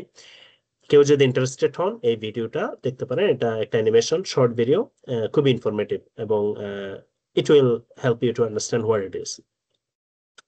তো সেটা হচ্ছে আমার পিএইচডির কাজ। এখন এখন আছে হচ্ছে আমি পোস্ট ডকে, হয়তো এটা 5 মিনিট সময় লাগবে, এটা 5-10 মিনিট লাগবে। এখন আমি যেটা কাজ করতেছি সেটা হচ্ছে স্পাইনোসেরেবেলার অ্যাটাকস। এটা কি ডিজিজ? এটা হচ্ছে যেমন এখানে হচ্ছে একটা নর্মাল মানুষের, আমরা এই রিজনটা দেখতে পাচ্ছি ব্রেনের। তো এখানে আছে হচ্ছে পন্স, মেডুলা অবলঙ্গাটা, এবং হচ্ছে সেরেবেলাম, তাই না? এটা হচ্ছে নর্মাল কন্ডিশনে দেখতে এরকম দেখায়। তো SCA1 পেশেন্টের ক্ষেত্রে যেটা হয় সেটা হচ্ছে এই যে পন্স দেখেন সেটা ডিজেনারেটেড হয়ে গেছে, ছোট হয়ে গেছে। মেডুলাতেও ডিজেনারেশন, তারপর হচ্ছে এই যে সেরেবেলাম, সেখানেও এই যে ডিজেনারেশন হয়েছে এবং ছোট হয়ে গেছে জিনিসগুলা। এবং দেখা যাচ্ছে ওই যে সালকাস গুলা যেগুলা সেগুলা এখানে গ্যাপ গুলা বেড়ে গেছে এখানে। যেহেতু ব্রেন ম্যাটার গুলা ছোট হয়ে গেছে, মানে শ্রিঙ্ক হয়ে গেছে। তো এটা হচ্ছে ডিজেনারেশন। তো আমরা জানি যে সেরেবেলাম কন্ট্রোল করে হচ্ছে আমাদের মুভমেন্ট, কোঅর্ডিনেশন, এগুলো ইয়া করে, তো সেগুলোতে সমস্যা হয়। তারপরে যেমন এই যে এই রিজনে থাকে বিভিন্ন মোটর নিউরন গুলো থাকে, যেগুলো হচ্ছে আমাদের রেসপিরেশন থেকে শুরু করে বিভিন্ন কিছু কন্ট্রোল করে। তো এগুলোতে প্রবলেম হয়, এটা দেখা যাচ্ছে এল্ডারলিদের 40-50 বছর বয়সে গিয়ে এটা হয়। এটা হয় হচ্ছে এই জিনের মিউটেশনের কারণে, অ্যাটাক্সিন 1 জিনের মিউটেশনের কারণে। তো এখন আমি যে প্রজেক্টে কাজ করতেছি, আমার দুইটা প্রজেক্ট চলতেছে। একটা হচ্ছে আবার সে জেব্রাফিশ, পিএইচডি তে যেটা জেব্রাফিশ নিয়ে কাজ করছে ওই ধরনের। এখন হচ্ছে জেব্রাফিশের জেব্রাফিশে অ্যাটাক্সিন 1 এর যে যে যে সিমিলার জিন, সেটা আমরা নক আউট করছি। এটা অ্যাকচুয়ালি আমি এখানে জয়েন করার আগে যে পোস্টডক ছিল উনি এই মডেলটা তৈরি করছিল। তো নক আউট করে উনি মডেল তৈরি করে চলে গেছে। তো এখন আমি এসে যেটা করতেছি সেটা হচ্ছে এই ফিশ গুলাকে ক্যারেক্টারাইজ করার চেষ্টা করতেছে, জানার চেষ্টা করতেছি যে ওকে, এই জিনটা তো আমি মিউটেশন করলাম, মিউটেশন করলে তাদের আদৌ কোনো সমস্যা হয় কিনা, কি সমস্যা হয়, যেমন তাদের সার্ভাইভালে কোনো সমস্যা হয় কিনা, তাদের গ্রোথে কোনো সমস্যা হয় কিনা, তারপরে তাদের এবং বিভিন্ন বিহেভিয়ারাল অ্যাসপেক্টস গুলো আমরা দেখতেছি। তো এটা একটা পার্ট। আরেকটা পার্ট হচ্ছে আমরা এটার মলিকুলার লেভেলে দেখার চেষ্টা করতেছি যে এখানে কোনো আম, এই যে বললাম যে আরএনএ তৈরি হয়, তো এই জিনটা যদি আমি নকআউট করে দিই, মানে হচ্ছে ডিসফাংশনাল করে দিই, তখন হচ্ছে তার বিভিন্ন জিনে অ্যাক্টিভিটির কেমন চেঞ্জ হয়, অর্থাৎ কোন জিনগুলা এক্সপ্রেশন বেড়ে যায়, কোন জিনগুলা এক্সপ্রেশন কমে যায়, সেটা বোঝার চেষ্টা করতেছি। তো সেটার জন্য আমরা যেটা করছি সেটা হচ্ছে যে ওয়াইল্ড টাইপ যেটা নট মিউট্যান্ট এই ধরনের কিছু এমব্রায়ো নিচ্ছি, তারপর হচ্ছে নকআউট গ্রুপের কিছু এমব্রায়ো নিচ্ছি, তারপরে তাদের আরএনএ গুলা এবার এক্সট্রাক্ট করছি। এর আগে যেটা বললাম পিএইচডি প্রজেক্টের ক্ষেত্রে আমরা ডিএনএ এক্সট্রাক্ট করে ওই ডিএনএ সিকোয়েন্স করছি। এবার যেটা করতে সেটা হচ্ছে আরএনএ আইসোলেট করে সেগুলার সিকোয়েন্স করতেছি। ঠিক আছে? তো এগেইন এখানেও এরকম ডাটা তৈরি হবে, আপনাকে ডাটা দেবে, then you have to analyse it, এবং আপনাকে ডিটেক্ট করতে হবে যে কোন জিনগুলা বেশি এক্সপ্রেশন হচ্ছে, কোন জিনগুলা কম এক্সপ্রেশন হচ্ছে কম্পেয়ার টু নর্মাল সিচুয়েশন। তো সেটার মাধ্যমে হয়তো মলিকুলার লেভেলে আমরা হয়তো কিছু বোঝার চেষ্টা করতে পারি যে এই জিনের কাজগুলা কি। ঠিক আছে? তো সেটা আমরা যেটা দিয়ে করতে সেটা হচ্ছে বাল্ক আরএনএ-seq, এটা এখন চলতেছে, অলমোস্ট শেষ অ্যাকচুয়ালি। এটা হয়তো পেপারও আমরা সাবমিট করব কয়েক মাসের মধ্যে। আরেকটা প্রজেক্ট চলতেছে, সেটা তো হচ্ছে আমরা জেব্রাফিশের বদলে সেটা হচ্ছে আমরা মাউস মডেল ইউজ করতেছি। এখানে হচ্ছে এই মাউসটা একটা SCA1 মাউস মডেল, অর্থাৎ এই যে স্পাইনোসেরেব্রাল অ্যাটাক্সিয়া এই ডিজিজের একটা মাউস মডেল। এখানে আমি যেটা করতে যাচ্ছি সেটা হচ্ছে এদের এই যে একটু আগে যেটা ছবি দেখালাম সে তাদের সেরেবেলাম এবং স্পাইনাল কর্ড, ব্রেন স্টেম, মানে হচ্ছে পন্স, মেডুলা সবগুলোতে ইনভলভমেন্ট হয়। সেরেবেলামটা হচ্ছে মেইনলি। তো সেরেবেলাম নিয়ে আসলে এটা অনেক গবেষণা হয়েছে ডিজনে, কিন্তু স্পাইনাল কর্ড নিয়ে তেমন গবেষণা হয় নাই। তো সেই জায়গাটা বোঝার চেষ্টা করতে যে স্পাইনাল কর্ডে যেমন এখানে আমাদের তো যেমন গ্রে ম্যাটার আছে, হোয়াইট ম্যাটার আছে, বিভিন্ন ধরনের সেল আছে, যেমন বিভিন্ন ধরনের নিউরন আছে, সেন্সরি নিউরন, মোটর নিউরন, তারপর আছে হচ্ছে যেমন এখানে অ্যাস্ট্রোসাইট আছে, মাইক্রোগ্লিয়া আছে, অলিগোডেন্ড্রোসাইট আছে, অর্থাৎ বিভিন্ন ধরনের সেল আছে। তো যেটা বোঝার চেষ্টা করতেছে সেটা হচ্ছে কোন ধরনের সেলে, স্পাইনাল কর্ডের কোন ধরনের সেলে কি ধরনের সমস্যা হয় মলিকুলার লেভেলে। তো সেটা করার জন্য আমরা যে অ্যাপ্রোচটা অ্যাপ্লাই করছি সেটাকে বলা হয় সিঙ্গেল নিউক্লিয়ার আরএনএ-seq। এটা মানে কি? এটা মানে হচ্ছে এখানে যদি ব্রেন দেখাচ্ছে, ধরেন আমরা এখানে স্পাইনাল কর্ড আছে, স্পাইনাল কর্ডটা আমি নিলাম মাউস থেকে, নিয়ে তার প্রত্যেকটা সেল যেগুলো আছে সেল থেকে নিউক্লিয়াই আইসোলেট করব, নিউক্লিয়াস গুলো বের করে আনবো। করার পরে এরপরে ওই প্রত্যেকটা নিউক্লিয়াসে কি আরএনএ আছে, কি পরিমাণ আছে, সেটা আমরা সিকোয়েন্সিং করব। করার পরে তাহলে বুঝতে পারবো যে ওকে, কোন ধরনের সেলে বা কোন ধরনের নিউক্লিয়াসে, কোন ধরনের সেলে নিউক্লিয়াসে কি ধরনের সমস্যা হচ্ছে সেটা বোঝার চেষ্টা করতে পারবো। সেটা হচ্ছে সিঙ্গেল নিউক্লিয়াস আরএনএ-seq। এর আগে যেটা বললাম সেটা হচ্ছে বাল্ক, সেটা হচ্ছে পুরো এমব্রায়ো আমি নিয়ে নিচ্ছি, এখানে কোনো ইন্ডিভিজুয়াল আমার আইডেন্টিটি নেই, সেলের আইডেন্টিটি নাই। এখানে হচ্ছে প্রত্যেকটা সেলের বা নিউক্লিয়াসের আমার আইডেন্টিটি আছে, যে আমি এগুলাতে কোন সেলে কি সমস্যা হচ্ছে সেটা বুঝতে পারবো। সেটা হচ্ছে সিঙ্গেল নিউক্লিয়ার আরএনএ-seq। অ্যাকচুয়ালি এটাও ডান এবং এটা ডাটা অ্যানালাইসিস অলমোস্ট ডান। এরপরে হচ্ছে আরো একটা লেয়ার এখানে কমপ্লেক্সিটিটা আমরা এড করতেছি, সেটা হচ্ছে স্পেশাল ট্রান্সক্রিপ্টোমিক্স বলা হয়। এটার মানে কি? এখানে যেটা প্রবলেম সেটা হচ্ছে আপনি স্পাইনাল কর্ডের নিউক্লিয়াস গুলো নিয়ে যখন আইসোলেট করবেন, আপনি তো বুঝতে পারতেছেন না এখন একটা নিউক্লিয়াস, ধরেন নিউরনের একটা নিউক্লিয়াস, সেটা কোন জায়গা থেকে আসছে, সেটা কি সার্ভাইকাল রিজন থেকে আসছে নাকি লাম্বার রিজন থেকে আসছে, এই ইনফরমেশনটা আপনি হারিয়ে ফেলছেন। স্পেশাল ট্রান্সক্রিপ্টোমিক্সে যেটা করা হয় সেটা হচ্ছে আপনি ওইটাও ডিটেক্ট করতে পারবেন। মানে হচ্ছে কোন সেলে কি ধরনের চেঞ্জ হচ্ছে এবং ওই সেলের লোকেশনটা কোথায় স্পাইনাল কোডে অ্যানাটমিক্যালি, এই জিনিসটাও ডিটেক্ট করা যাবে। এইটা যেমন আমি আগে করি না, এখন মানে করা শেষ। Spatial transcriptomics right now I do not have any idea, but I will do it. তো এইটা ছিল হচ্ছে আমার পোস্ট ডক্টরাল রিসার্চের অনগোয়িং প্রজেক্ট। তো এমন না যে আমি সারা জীবন শুধু এগুলোই করছি, আমি জবও করছি কিন্তু। তো যেমন পিএইচডি এর পরে, এমবিবিএস এর পরে যখন পিএইচডি শুরু করব, এর মাঝখানে কিন্তু আমার 1 বছরের একটা ফুল টাইম জব করছে। আমি কিন্তু লেকচারার হিসেবে ছিলাম একটা চট্টগ্রাম একটা মেডিকেল কলেজে, চট্টগ্রাম ইন্টারন্যাশনাল মেডিকেল কলেজে। তো ওখানে লেকচারার হিসেবে ছিলাম। আমি যে রিসার্চের কথা বলতেছি তখন ওগুলো কিন্তু ভলান্টারি বেসিসে পার্ট টাইম আমি লেকচারে লেকচারগিরি করতাম। তারপর হচ্ছে সন্ধ্যায় গিয়ে গিয়ে এগুলো করতাম, এই যে বিভিন্ন ল্যাবে গিয়ে বা পেডিয়াট্রিক সার্জারিতে গিয়ে ডাটা কালেকশন। আমি এটা বলতে চাচ্ছি, এই যে আপনি যখন এটা করতে যাবেন, রিসার্চ যদি করতে যাবেন, এমন না যে আপনি ফুল টাইম একদম না খেয়ে ভাত টাত, আপনি ভাতে মরবেন ওরকম না। আপনি এগুলো পাশাপাশি করতে পারেন, এই যে এক্সাম্পল। তারপরে পিএইচডি শেষে আমরা পোস্ট ডক্টরাল শুরু করতে গিয়ে মাঝখানে 2 বছরের গ্যাপ নিচ্ছি কিছু ফ্যামিলি রিজনের কারণে, যে বাচ্চা টাচ্চা হয়েছে এগুলোর কারণে 2 বছর একটা একটু ব্রেক নিচ্ছে। ওই সময় আমি কোলাবোরেটিভ ওয়েতে রিসার্চ করতাম, কিন্তু অ্যাকচুয়ালি নিজে লিড করতাম না। এবং সেই সময় আমি জব করতাম, এগেইন ফুল টাইম জব, যে কম্পিউটেশনাল বায়োলজিস্ট হিসেবে কাজ করছি। যে কম্পিউটেশনাল বায়োলজি মানে যে দেখছেন আমি জিনোমিক অ্যানালাইজ করছি, তো ওগুলোর রিলেটেড কাজ আর কি। তারপর হচ্ছে ই লার্নিং, এবং মানে ইউনিভার্সিটি অফ হংকং এ আমি টিচিং এ ছিলাম।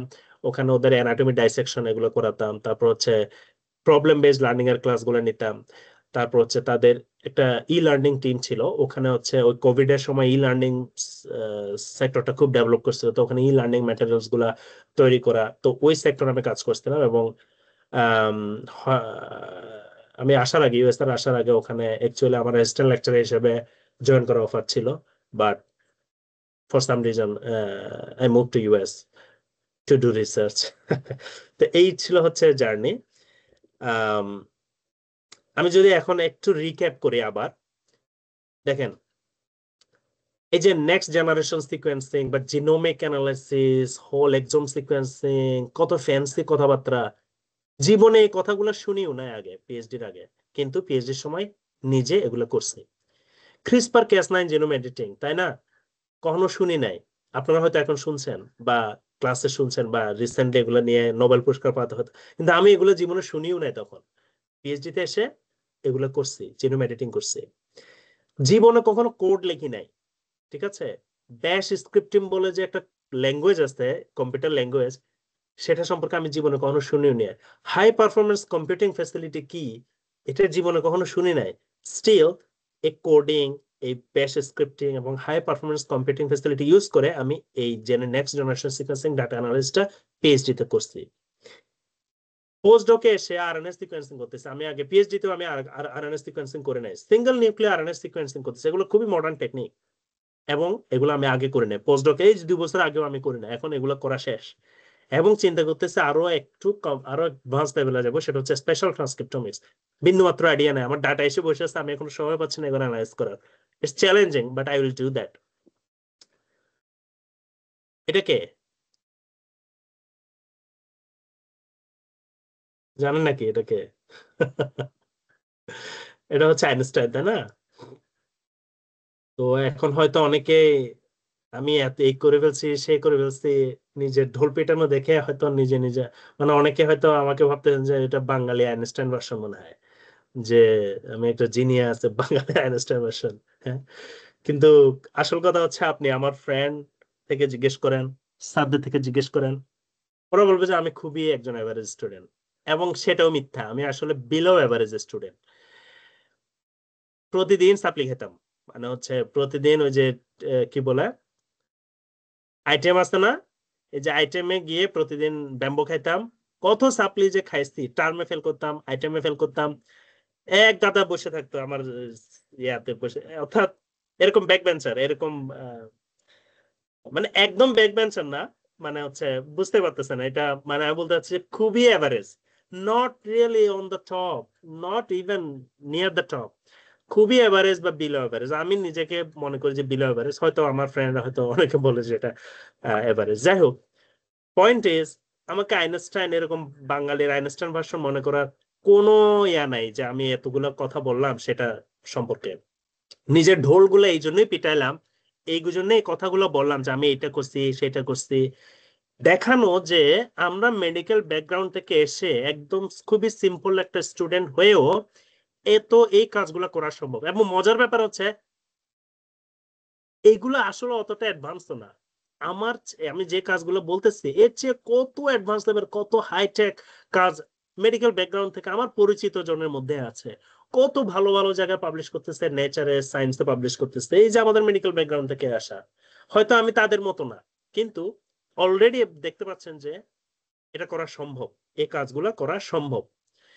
তো আমি যদি এটা করতে পারি, আমি এটা গ্যারান্টি দিয়ে বলতে পারি যে এখানে যারা প্রত্যেকটা মেডিকেল স্টুডেন্ট আছে বা প্রত্যেকটা পাবলিক ভার্সিটির যারা স্টুডেন্ট আছে, প্রাইভেট ভার্সিটির যারা স্টুডেন্ট আছে, অর্থাৎ যারা এই যে বাংলাদেশে এডুকেশন সিস্টেমে পড়াশোনা করতেছে ভালো মতো, you can do it. Just যেটা লাগবে সেটা হচ্ছে একটু সাহস এবং হচ্ছে একটু নিজেকে প্রিপেয়ার করার মেন্টালিটি। এটা যদি করতে পারেন, you can do it, I can guarantee it. আমি এই পর্যন্ত দেখি নাই যে লেগেছিল কিন্তু ফেল করছে, রিসার্চে আসতে চাইছে কিন্তু ফেল করছে। টানা লেগেছিল, এটা থাকতে হবে, লেগে থাকতে হবে। তো দ্যাট ইজ মাই পয়েন্ট। এবং আমার মনে হয় আমরা এখন একটা কিউএনএ সেশনে যাইতে পারি। এখানে হচ্ছে আপনাদের কোনো কোয়েশ্চেন থাকলে, এখন যতটুকু করলাম সেগুলো যা বললাম, রিসার্চ যেগুলো করছি বা বলছি, এগুলো সম্পর্কে যদি কারো কোনো কোয়েশ্চেন থাকে আমি আমার মনে হয় এখন নিতে পারি। After that will go to কি করতে পারেন আপনারা, বা কি করা দরকার, বা কি কি পথ আছে সেগুলো নিয়ে হয়তো ডিসকাস করবো। কারো কোনো কোয়েশ্চেন যদি থাকে।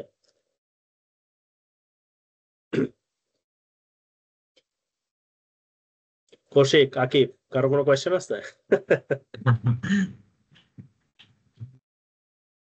হ্যাঁ, পার্টিসিপেন্ট থেকে কারো কোয়েশ্চেন থাকলে আপনি আনমিউট করে জিজ্ঞেস করতে পারেন অথবা চ্যাট বক্সে জিজ্ঞেস করতে পারেন।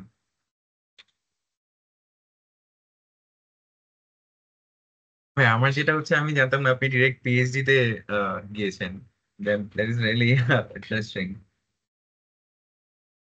মানে এমবিবিএস এর পরে ডিরেক্ট পিএইচডি তে যাওয়া, ইটস কোয়াইট ডিফিকাল্ট।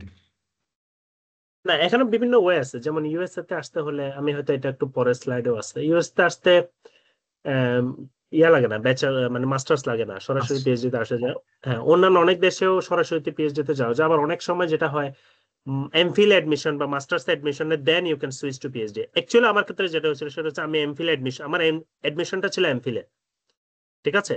তো এমফিল এডমিশন ছিল তখন হচ্ছে সিস্টেমটা হচ্ছে এরকম, if you are doing good এবং 1 বছর 1.5 বছর পরে আপনার একটা প্রপোজাল দিতে হবে, এবং আপনার প্রোগ্রেসটা কেমন হলো, আপনি যে প্রজেক্টটা লিড করতেছেন ওখানে আহ, কেমন ক্যাপাসিটি আছে পিএইচডির মতো, ঠিক আছে, করার মতো, ওটা যদি জাস্টিফাই করা যায় then you can switch to PhD. Actually এটা বিভিন্ন ইউনিভার্সিটিতে আছে, যেমন আমার ইউনিভার্সিটিতে ছিল। এমফিল এডমিশন নিচ্ছি, 1.5 বছর পরে আমি নতুন প্রপোজাল সাবমিট করছি, মানে আরো আপডেটেড, যে আমি এতটুক এই সময় এতটুক করছি, এই পেপার পাবলিশ করছি, ভবিষ্যতে এইগুলা করতে চাই আরো আমার। আহ, আহ, তখন আমি ওই পিএইচডিটা মাস্টার্স থেকে মানে এমফিল থেকে পিএইচডি তে সুইচ করছি, আমার আর আলাদা করে মাস্টার্স করতে হয় না। তো ইউএস এর ক্ষেত্রে ব্যাপারটা আরো ভিন্ন। ইউএস এর ক্ষেত্রে ইয়া লাগে না, মাস্টার্স লাগে না।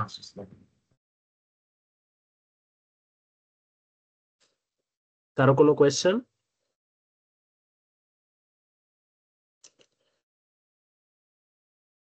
আচ্ছা, যদি কোয়েশ্চেন না থাকে তাহলে আমরা পরের সেকশন গুলোতে যাইতে পারি।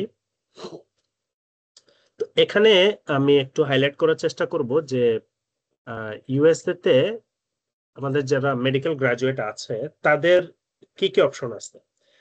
অপশন আসলে অনেক, মানে এটা পুরা বলে শেষ করা যায় না। অনেক অপশন আছে। আমি যেটা বলবো সেটা হচ্ছে কমন কিছু অপশন, বা সবচেয়ে স্ট্রেট, নট স্ট্রেট ফরওয়ার্ড, কিন্তু আমি বলবো যে সবচেয়ে কমনলি মানুষ যে পথগুলাতে যায় আর কি। অবশ্যই প্রথমে চিন্তা আসে হচ্ছে আমি ক্লিনিক্যালে যাব। ক্লিনিক্যাল ফিল্ডে যদি আসতে হয় তাহলে এখানে অবশ্যই অবশ্যই ইউএসএমএল দিতে হবে। ইউএসএমএল হচ্ছে আমেরিকার লাইসেন্সিং এক্সাম। তো ওইটা করার পরে রেসিডেন্সির জন্য অ্যাপ্লিকেশন করতে হবে। রেসিডেন্সি মানে হচ্ছে মেডিকেল ট্রেনিং। তো যেমন ইন্টারনাল মেডিসিনে যদি হয় তাহলে সেটা 3 বছরে, নিউরোলজি হলে 4 বছরে, প্যাথোলজি হলে 4 বছরে, এরকম বিভিন্ন সাবজেক্টে বিভিন্ন ডিউরেশনের জন্য আপনার ক্লিনিক্যাল ট্রেনিং নিতে হবে, তো সেটা ওকে বলা হচ্ছে রেসিডেন্সি ট্রেনিং। তো ইউএসএমএল এ বাংলাদেশ থেকেই সবগুলো না, যে স্টেপ 1 স্টেপ 2 এবং ল্যাঙ্গুয়েজ টেস্টটা, ওগুলো মনে হয় এখন সবগুলো বাংলাদেশ থেকে দেওয়া যায়। এবং হচ্ছে ওটা করার পরে আপনি রেসিডেন্সির জন্য অ্যাপ্লিকেশন করবেন বাংলাদেশ থেকেই, এবং ক্লিনিক্যাল ফিল্ডে ক্যারিয়ার করবেন। তো এটা হচ্ছে ক্লিনিক্যাল সাইডে।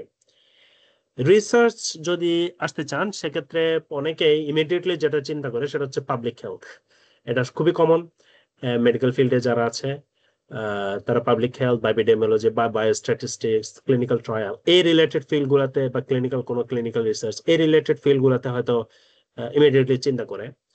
তো এইগুলো নিয়ে আপনি ইউএসএমএল নিয়ে প্রচুর ইনফরমেশন পাবেন, ইউটিউবে পাবেন, বিভিন্ন অনলাইন ফোরামে পাবেন, ফেসবুক গ্রুপ পাবেন। পাবলিক হেলথও আসলে অনেক ইনফরমেশন আছে, বাংলাদেশ থেকে ভালো ভালো জায়গায় পাবলিক হেলথে ক্যারিয়ার করতে আছে, ওনারা সোশ্যাল মিডিয়ায় ভালো অ্যাক্টিভ এবং ওখান থেকে অনেক কিছু জানতে পারবেন।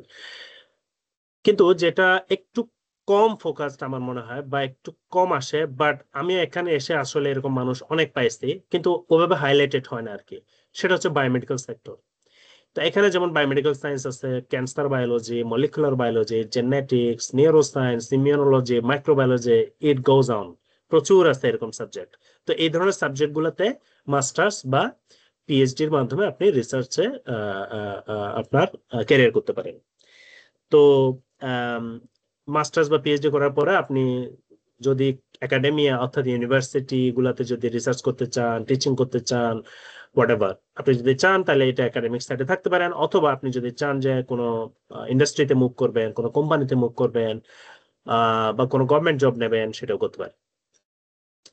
এখন অনেকের মাথায় প্রশ্ন আসে যে আমি কি ইউএসএমএল করব নাকি পিএইচডি করব নাকি দুটাই করব। এখন এটা ডিপেন্ড করবে হচ্ছে আসলে আপনার ব্যাকগ্রাউন্ড, আপনার এইম কি, আপনি কোনটা পছন্দ করেন না করেন এটার উপরে। এটা ডিটেলস আসলে সাজেশন দেওয়া সম্ভব না। যেটা আমার পক্ষে সম্ভব সেটা হচ্ছে ধরেন আহ সুবিধা অসুবিধা প্রত্যেকটার, এগুলো নিয়ে হয়তো আমি কথা বলতে পারি। তো সেরকম আমার কিছু ভিডিও আমি অলরেডি মানে ভিডিও আছে ডিটেলস যেখানে আলোচনা করছি। তো আমার একটা চ্যানেল আছে ইউটিউবে এবং ফেসবুকে একটা পেজ আছে, আপনি এরা ওখানে কয়েকটা ভিডিও আছে, ওগুলো যদি দেখেন তাহলে হয়তো ডিটেলস আলোচনা হয়তো আমার এক্সপিরিয়েন্স অনুযায়ী যতটুকু শেয়ার করার আমি ওখানে করছি, ওগুলো দেখতে পারেন। বাট আমি যদি ব্রিফলি বলি তাহলে হচ্ছে এগেইন ইউএসএমএল রেসিডেন্সি এটা করে আপনার ভবিষ্যৎ হচ্ছে কি, আপনি একজন ডাক্তার হবেন, ক্লিনিশিয়ান হবেন, তাই না, ফিজিশিয়ান হবেন, সার্জন হবেন। আপনি তখন আপনার হাতে দুটো অপশন আছে, আপনি আইদার একাডেমিক সাইডে থাকতে পারেন অথবা প্রাইভেট সেক্টরে যেতে পারেন। এখন একাডেমিক সাইডে কিভাবে, একাডেমিক সাইডে হচ্ছে আপনি যেটা করবেন সেটা হচ্ছে কোনো ইউনিভার্সিটি হসপিটাল, সেখানে যেমন আপনি জব দিতে পারেন, রুগী দেখবেন। একাডেমিক সাইডটা হবে হচ্ছে এখানে যেমন আপনি মেডিকেল স্টুডেন্টদেরকে পড়াবেন বা রেসিডেন্টদেরকে ট্রেনিং দেবেন, তো এটা হচ্ছে একাডেমিক সাইড, হয়তো কিছু রিসার্চ আপনি করতে পারেন। আর হচ্ছে প্রাইভেট সেক্টর হচ্ছে আপনার এরকম ট্রেনিং এর ব্যাপারটা খুব একটা থাকবে না, আপনি প্রাইভেট সেক্টরে রুগী দেখবেন, প্রচুর টাকা ইনকাম করবেন। তো এটা হচ্ছে আপনার ক্লিনিক্যাল সাইডে পথ পথ আর কি। রিসার্চের জন্য আপনার হচ্ছে পিএইচডি করতে হবে, পিএইচডি করার পরে অ্যাকচুয়ালি পোস্ট ডক্টরাল ট্রেনিং করতে হবে। তারপরে হচ্ছে আপনি পিএইচডি অথবা এবং পোস্ট ডক করার পরে আপনি হচ্ছে সায়েন্টিস্ট হিসেবে কাজ করবেন। সেটা আপনি একাডেমিক সাইডেও বিভিন্ন ইউনিভার্সিটিতে সায়েন্টিস্ট হিসেবে কাজ করবেন বা বিভিন্ন ইনস্টিটিউটে, তারপর হচ্ছে বিভিন্ন কোম্পানিতেও সায়েন্টিস্ট নাই, তো ওখানে আপনি গবেষণা করবেন বা রিসার্চ অ্যান্ড ডেভেলপমেন্ট সেক্টরে কাজ করবেন। আর একটা হচ্ছে এদের একটা পোর্শন যারা আরো ভালো করে বা ইন্টেনশন থাকে তারা হচ্ছে হয়তো প্রফেসর লেভেলে চলে যেতে পারে, সেটা হচ্ছে একাডেমিয়াতে। তারপর হচ্ছে অনেকে আছে, অনেকে না, আমি কিছু সংখ্যক মানুষ দেখছি যারা হচ্ছে এরকম মেডিকেল ব্যাকগ্রাউন্ড থেকে, বাংলাদেশ থেকে বা ইন্ডিয়া থেকে বা পাকিস্তান থেকে বা অন্য দেশ থেকে আসছে। তারা দেখা যাচ্ছে প্রথমে পিএইচডি তে ভর্তি হয়েছে, পিএইচডি করছে, অনেকে পোস্টডক করে। তা ইন দ্য মিন টাইম ওরা দেখা যাচ্ছে ইউএসএমএল করছে। এরপর হচ্ছে তার রিসার্চের ট্রেনিং যখন শেষ হয় তখন দেখা যাচ্ছে সে রেসিডেন্সির জন্য অ্যাপ্লাই করলো, হয়ে গেল। তার মানে হচ্ছে তার রিসার্চ ট্রেনিংও আছে এবং ক্লিনিক্যাল ট্রেনিংও আছে। এদেরকে বলা হয় হচ্ছে ফিজিশিয়ান সায়েন্টিস্ট। তো ওরা যেটা করে হচ্ছে ম্যাক্সিমাম, যেমন আমার যিনি এখন প্রফেসর বা পিআই মানে অ্যাডভাইজার, উনি কিন্তু একজন ফিজিশিয়ান সায়েন্টিস্ট। তো উনি হচ্ছে এরকম এমডি পিএইচডি করছিল এবং হচ্ছে পোস্টডক করছে। আবার ওদিকে নিউরোলজিতে ট্রেনিং করছে, নিউরোমাস্কুলার ফেলোশিপ করছে। তো তার মানে ওনার জীবনটা চলে গেছে ট্রেনিং করতে করতে। তো করার পরে এখন উনি হচ্ছে ফিজিশিয়ান সায়েন্টিস্ট। তার মানে হচ্ছে উনি এই যে আমি যে গবেষণাগুলো মানে গবেষণার কথা বললাম ওগুলো তো উনি অ্যাডভাইস মানে আমার অ্যাডভাইজার, তো উনি ওনার ফান্ডিং। তো উনি এই কাজগুলো করতেছে সায়েন্টিস্ট হিসেবে, আবার এট দ্য সেম টাইম উনি নিউরোলজিতে রুগী দেখে, খুবই হাইলি স্পেশালিস্ট রুগী দেখে। তো এটা হচ্ছে ফিজিশিয়ান সায়েন্টিস্টদের কাজ। তো এইটা আপনার উপর ডিপেন্ড করবে আপনি কি করতে চান, এবং যদি আর একটু ডিটেল জানতে চান মেবি এই ভিডিওগুলো আপনার দেখতে পারেন আর কি। এখন কথা হচ্ছে আপনি বাংলাদেশে এখন ধরেন মেডিকেল স্টুডেন্ট বা ফ্রেশ গ্রাজুয়েট বা কয়েক বছর হয়েছে, এখন আপনার যদি পিএইচডি করতে চান কি লাগবে আপনার, মানে কিভাবে আপনি আগাইতে পারেন? একটা হচ্ছে আপনি আইএলটিএস বা টোফেল তো লাগবেই। তারপর হচ্ছে আপনার এমবিবিএস রেজাল্টটাকে ইভালুয়েশন করতে হবে। এখন যদি আপনি অন্য ইউনিভার্সিটি থেকে হন, মানে আমি এখানে অনেক কথা বলছি যেহেতু এখানে অনেকগুলো পার্টিসিপেন্ট হচ্ছে মেডিকেল স্টুডেন্ট বা ডাক্তার, তো সেই জন্য আমি ফোকাসটা বারবার মেডিকেল বলে আসতেছি। কিন্তু অ্যাকচুয়ালি হচ্ছে এখানে যে রিসার্চে মেডিকেল থেকে বরং নন মেডিকেল থেকে তো আরো বেশি আসে, তাই না? তো তাদের জন্য আমি আলাদা করে বলতেছি না, but what ever I am saying, clinical পার্টটা ছাড়া বাকি সব কিন্তু আপনার এখানে যারা অন্যান্য ইউনিভার্সিটি থেকে নন মেডিকেল থেকে আসছেন সবার জন্যই কিন্তু এটা প্রযোজ্য। তো আপনার অনেক ক্ষেত্রে আপনার হয়তো মানে রেজাল্টটাকে ইভ্যালুয়েট করতে হতে পারে, যদি অনেক ক্ষেত্রে লাগে না ইউনিভার্সিটির ক্ষেত্রে, কিন্তু মেডিকেলের ক্ষেত্রে আপনার এটা ইভ্যালুয়েশন লাগতে পারে। তারপর আপনার সিভি রেডি করতে হবে, ইন্টারভিউর জন্য প্রিপারেশন নিতে হবে, এবং স্টেটমেন্ট অফ পারপাস এগুলো রেডি করতে হবে। খুবই ইম্পর্টেন্ট একটা মেসেজ আমি দিতে চাই, সেটা হচ্ছে জিআরই লাগে না এখন বায়োমেডিক্যাল সেক্টরে, জিআরই লাগে না। আপনার মাস্টার্স তো লাগবে না পিএইচডি করতে চাইলে, আপনি মাস্টার্স করতে চাইলে করতে পারেন, কিন্তু ইট is not mandatory for PhD. তারপর হচ্ছে, তো এগুলো তো হচ্ছে বেসিক জিনিস, মানে হচ্ছে বেসিক মানে হচ্ছে এগুলো কমন জিনিস, এগুলো সবারই থাকবে। এখন আপনি আপনার অ্যাজ এন অ্যাপ্লিকেন্ট আপনি কিভাবে অন্যদের থেকে আগায় যাবেন, আপনি কিভাবে নিজেকে স্ট্যান্ড আউট করবেন অন্যদের থেকে, সেটার মানে খুবই একটা ইম্প্যাক্টফুল হচ্ছে আপনি যদি কোনো পেপার ভালো কোনো জার্নালে, ভুয়া জার্নালে না, কোনো অথেন্টিক জার্নালে যদি পাবলিশ করতে পারেন, তো সেটা রিসার্চ পেপার হইতে পারে সবচেয়ে ভালো, যদি না হয় অন্তত একটা রিভিউ পেপার হইতে পারে। এবং কিন্তু এটা যে লাগবেই সেটা না, এটা ছাড়াও সাকসেসফুল হওয়া সম্ভব। এবং অধিকাংশ ক্ষেত্রে হয়তো অনেকের স্টুডেন্ট, অধিকাংশ স্টুডেন্টেরই হয়তো পেপার থাকবে না। তো পেপার না থাকলে আপনার অন্তত একটা অ্যাবস্ট্রাক্ট বা পোস্টার যেন কোথাও প্রেজেন্ট করতে পারেন, সেটা অন্তত করতে চেষ্টা করতে পারেন। সেটাও যদি না পারেন তাহলে আপনি অন্তত এই যে ভলান্টারিলি বা পেইড কোনো রিসার্চ বা ল্যাবরেটরি ওয়ার্ক বা এরকম, যেমন আমি আমার কথাগুলো বললাম, আমার কোনো পেপার ছিল না, কিন্তু আমি যে বিভিন্ন ল্যাবে বিভিন্ন প্রফেসরের সাথে রিসার্চের কাজ করতেছি এইটা আমি হাইলাইট করছি। তো এরকম আপনারা করতে পারেন এখন যে স্টুডেন্ট অবস্থায় বা ইন্টার্নের সময় বা তারপরে গিয়ে এরকম কোনো প্রফেসরের সাথে বা কোনো ল্যাবে যদি কাজ করার সুযোগ খুঁজতে পারেন আর কি। তারপর হচ্ছে আপনার এটা সাইড বাই সাইড আপনার কিছু বেসিক স্ট্যাটিস্টিক্স আপনার শেখার দরকার আছে। সেগুলা যেমন আপনি যদি কোনো রিসার্চ ওয়ার্ক করতে চান ভলান্টারিলি বা মানে হচ্ছে ভলান্টারিলি বা পেইড, যেটাই করেন না কেন, ওইগুলো করতে গিয়ে হয়তো আপনার অটোমেটিক্যালি শেখা হয়ে যাবে বেসিক কিছু স্ট্যাটিস্টিক্স। তারপর হচ্ছে কিছু বেসিক ল্যাব টেকনিক। এখন আপনি ল্যাব টেকনিক্স তো আপনি হাতে ধরে করার সুযোগটা হয়তো অত হবে না, কিন্তু আপনি অ্যাটলিস্ট যেন থিওরিটিক্যালি জানেন পিসিআর কি, ওয়েস্টার্ন ব্লট কি, তাই না? এই যে আমি কতগুলো কথা বললাম, আরএনএ-সিক বা সিঙ্গেল সেল আরএনএ-সিক বা ট্রান্সক্রিপ্টোমিক্স বা জিনোমিক্স, এগুলোর মানে কি, এই শব্দগুলো সম্পর্কে একটু পরিচিত হন, কিভাবে এগুলো করে একটু ব্রিফ আইডিয়া নেন। এমন না যে এটা আপনাকে পারতে হবে, পুরো করতে পারতে হবে, কিন্তু কনসেপ্ট গুলো সম্পর্কে বা টেকনোলজি গুলো সম্পর্কে জানেন। যেমন ক্রিসপার যে বলে একটা যে জিনিস আছে বললাম, এটা যে একটা জিন এডিটিং টেকনোলজি, এটা সম্পর্কে একটু ধরেন 5-10 লাইন জানার চেষ্টা করেন। তারপর হচ্ছে যেমন এগুলো তো ল্যাবরেটরি টেকনিক্স সম্পর্কে, যেগুলো আপনি হাতে করতে পারবেন না, কিন্তু থিওরিটিক্যালি অন্তত আপনি জানার চেষ্টা করতে পারেন। কি তারপর হচ্ছে যেমন ডেটা অ্যানালাইসিস, যেগুলো আমি যে ওমিক্স এর কথা বললাম, ট্রান্সক্রিপ্টোমিক্স, জিনোমিক্স, এগুলো অ্যানালাইসিস কিন্তু আপনি নিজে শিখতে পারেন। এগুলোর জন্য তো আপনার কম্পিউটার লাগবে, বা একটু একটু ভালো কম্পিউটার লাগবে, বা ক্লাউডে আপনি এটা অ্যানালাইজ করতে পারেন ফ্রি কোনো ক্লাউড কম্পিউটিং এর মাধ্যমে। এগুলো আপনি শেখার চেষ্টা করতে পারেন। এগুলোর জন্য আপনার কোনো ল্যাবে যাইয়ে পাইপেট ধরতে হচ্ছে না বা রিয়েজেন্ট ইউজ করতে হচ্ছে না। এই জিনিসগুলো আপনি যদি শিখতে পারেন তাহলে এই স্কিলগুলো আপনি দেখাতে পারেন। এগুলো হচ্ছে স্কিল ডেভেলপমেন্ট। এগুলোর মাধ্যমে আপনার চান্সটা হাই করতে পারেন। এটা শুধুমাত্র মেডিকেল ব্যাকগ্রাউন্ডের জন্য বলতেছেন, এটা সবার জন্য। আমি যা বলতেছি এখানে সবগুলা মানে সবগুলো applicable to anyone. Research paper পড়েন, সেটা হতে পারে হচ্ছে এটা করলে আপনার হচ্ছে আপনি যেই ফিল্ডে ইন্টারেস্টেড সেই ফিল্ড রিলেটেড রিসার্চ পেপার করলে আপনার ওই ফিল্ডটা সম্পর্কে বুঝতে সুবিধা হবে, কি রিসার্চ হচ্ছে, তারপর হচ্ছে ওখানে ওই রিসার্চ গুলাতে কি কি টেকনিক ইউজ হয় সেগুলো সম্পর্কে আপনি জানতে পারবেন। এবং এগুলা যখন আপনার থাকবে তখন হচ্ছে আপনার যখন প্রফেসরদের ইমেল করবেন, প্রফেসরদের সাথে কন্ট্যাক্ট করা শুরু করবেন যে আমি পিএইচডি করতে চাই, আপনার কোনো সুযোগ আছে কিনা আপনার ল্যাবে, তখন হচ্ছে আপনি একটা আন্দাজে একটা জেনারিক ইমেল যদি সবাইকে দিয়ে দেন, এটা আপনার কেন করবে ওরা? তো ওনাদেরকে যদি আপনার দৃষ্টি আকর্ষণ করতে চান তাহলে এরকম আপনার নলেজ লাগবে, আপনার স্কিল লাগবে, আপনার কিছু জিনিস হাইলাইট করতে হবে। এভাবে করে যদি আপনি একটা কাস্টম ইমেল, ওদের পেপারগুলো পড়ে তো বুঝতে হবে তাই না, ওই বুঝে আপনি কি করতে চান এরকম যদি দুই একটা লাইন দিয়ে একটু একটু ইউনিকলি যদি আপনি সিভিটা ইমেলটা করতে পারেন, সিভি গুলো সাজাতে পারেন, then you will get some response. তো এইগুলো সম্পর্কে যদি আরো ডিটেলস দেখেন, এগুলো হচ্ছে যেমন এটা আধা ঘন্টার ভিডিও, এটা প্রায় 25 মিনিটের ভিডিও, এগুলো নিয়ে অনেক কথা বলার আছে। আমি আমার এক্সপিরিয়েন্স গুলা এখানে এই ভিডিওগুলোতে শেয়ার করছি। এগেইন যদি কেউ ইন্টারেস্টেড হন ওখানে গিয়ে দেখতে পারেন আর কি। আরেকটা জিনিস শেয়ার করি, এটা অনেকেই জানে না, আমার মনে হয় 99% মানুষই জানে না। সেটা হচ্ছে আপনার যদি ইউএসএমএল করা থাকে, অর্থাৎ আপনি যদি সিএফএমজি সার্টিফাইড হন, সেক্ষেত্রে আপনি কিন্তু আহ, একটা মানে এটা আমি কেন বলতেছি, মানে অনেকে ইউএসএমএল করার পরেও দেখা যাচ্ছে যে বছরের পর বছর হয়তো স্কোরটা একটু অত আশানুরূপ হয় না, একটু কম, বা মানে কোনো কারণে হয়তো দেখা যাচ্ছে রেসিডেন্সিতে চান্স পাচ্ছে না। তো ওনাদের জন্য একটা অপশন হতে পারে হচ্ছে এই যে fellowship, laboratory genetics and genomics, LGG বলা হয়, এইটাতে ফেলোশিপ করা।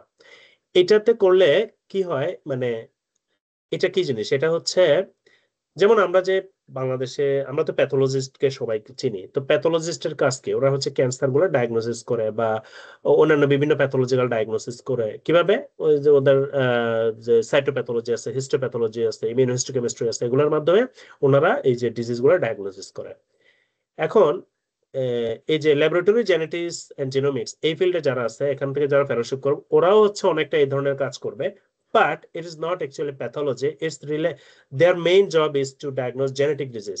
এই যে আমি যেটা বললাম যে আমরা হাঁসফাং ডিজিজের অমুক যে অমুক মিউটেশন তমুক মিউটেশন আইডেন্টিফাই করলাম, ওনারা অনেকটা এই ধরনের কাজ করে থাকে। এখন শুধুমাত্র তো হাঁসফাং ডিজিজ না, এরকম বিভিন্ন রকম জেনেটিক ডিজিজ আছে যেগুলার অ্যাকচুয়ালি ডায়াগনোসিস দরকার, তো এটা তো আর প্যাথোলজিস্ট করবে না। জিনের মিউটেশন ডিটেক্ট করবে কে? এটা ডিটেক্ট করবে হচ্ছে NRI, laboratory geneticist and genomics. অর্থাৎ বেসিক্যালি আপনি একজন ল্যাবে কাজ করবেন, যে ল্যাবে প্যাথোলজিস্টের মতো কাজ করবেন, but you are actually doing diagnosing genetic disease. যেমন ক্যান্সার মিউটেশন ডিটেকশন হতে পারে, ক্যান্সার যেমন হিস্টোপ্যাথোলজি করে ডায়াগনোসিস করতেছে প্যাথোলজিস্ট, আবার ওই ক্যান্সার সেলগুলোতে কি কি মিউটেশন আছে সেগুলো ডিটেক্ট করবে হচ্ছে এনারা, এলজিজিএস যারা ফেলোশিপ করবে। তো এটা হচ্ছে আমি বললাম হচ্ছে ইউএসএমএল যারা কমপ্লিট করবে ওনারা এই অপশনটা চিন্তা করতে পারে, যদি দেখা যাচ্ছে যে রেসিডেন্সিতে ঢুকতে পারতেছে না, সামহাও হচ্ছে না বারবার ট্রাই করার পরও, তো ওনারা এটা চিন্তা করতে পারেন, অপশনটা রাখতে পারেন। তো আমি যেমন এখানে একটা মায়ো ক্লিনিকের এটা একটা এক্সাম্পল দেখাচ্ছি আর কি, এরকম বেশ বেশ কিছু প্রোগ্রাম আছে ইউএসএ তে। আচ্ছা, এমন না যে যে ল্যাবরেটরি জেনেটিক্স এন্ড জেনোমিক্স এ যাইতে হলে শুধুমাত্র আপনি ইউএসএমএল বা মেডিকেল ব্যাকগ্রাউন্ড থেকে হতে হবে, এটা না কিন্তু। আপনি নন মেডিকেল ব্যাকগ্রাউন্ড থেকে হোক বা মেডিকেল ব্যাকগ্রাউন্ড থেকে হোক, যেখান থেকে হোক না কেন, আপনি যদি জেনেটিক্স এ পিএইচডি করেন, অর্থাৎ ইউএসএ তে বা অন্য কোনো দেশে ধরেন আপনি পিএইচডি করতেছেন জেনেটিক্স, যেমন আমারটা ছিল হচ্ছে জেনেটিক্স এ, তো এরকম যারা জেনেটিক্স এ পিএইচডি করবে ওনারা কিন্তু আবার ওনারাও এটা অ্যাপ্লিকেশন করতে পারবে এটার জন্য, এবং ওনাদের ম্যাক্সিমাম কিন্তু ওনারাই, কিছু ক্ষেত্রে এটা হচ্ছে ডাক্তার নেই, আবার কিছু মানে অধিকাংশ ক্ষেত্রে আমি বলবো যে ওনারা হচ্ছে পিএইচডি ইন জেনেটিক্স হোল্ডার। তো ওনাদেরকে এই ধরনের প্রোগ্রামে নেওয়া হয় এবং ট্রেন আপ করা হয় যাতে করে ওনারা ল্যাবরেটরি জেনেটিস্ট হিসেবে কাজ করতে পারে। তো এইটা আমি ইনফরমেশনটা দিলাম যদি কারো ভবিষ্যতে কোনোদিন কাজে লাগে আর কি। তো আহ এখন যারা মেডিকেল স্টুডেন্ট আছেন, ফ্রেশ গ্রাজুয়েট আছেন, আপনারা কি করতে পারেন এখন?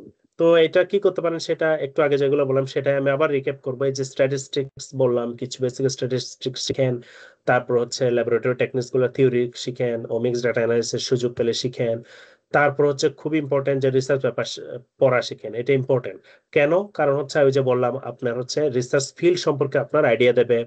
তারপর হচ্ছে আপনার এটা অবশ্যই শুরুতে অনেক কঠিন মনে হবে, আস্তে আস্তে এটা আপনার খুব দ্রুতই আপনি এটা আম, কয়েকটা পেপার পড়া পরে দেখবেন যে এটা ইজি মনে হবে আর কি ওই ফিল্ডে। এবং এটা বর্তমান যুগে তো এখন চ্যাট জিপিটি আছে, আপনি চ্যাট জিপিটি হেল্প নিতে পারেন ওই পেপারগুলো বোঝার জন্য।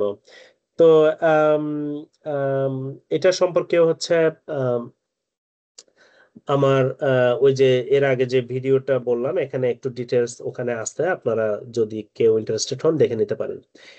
তারপরে আমি আরেকটা বলবো যে হচ্ছে পেপার লেখার চেষ্টা করেন, যে একা করতে যাবেন না। একা করতে গেলে দেখা যাচ্ছে যে এটা পারবেন না হয়তো অনেক সময়। যেটা করতে পারেন সেটা হচ্ছে আপনারা এই যে যেমন এখানে Chitra medical college research group আছে, তো আপনার ইউনিভার্সিটিতে বা আপনার মেডিকেল কলেজে যদি এরকম কয়েকজন স্টুডেন্ট যারা এরকম কেরিয়ার করতে ইচ্ছুক বা এরকম চায়, তো ওনারা যদি একটা গ্রুপ করে আম, আহ, দেখা যাচ্ছে 3 4 5 জনের একটা গ্রুপ, যে একটা টপিক সিলেক্ট করেন, সেই রিলেটেড পেপার পড়েন, বোঝার চেষ্টা করেন, করতে করতে আস্তে আস্তে ওখান থেকে একটা রিভিউ পেপার লেখার চেষ্টা করেন এবং সেটা পাবলিশ করার চেষ্টা করেন।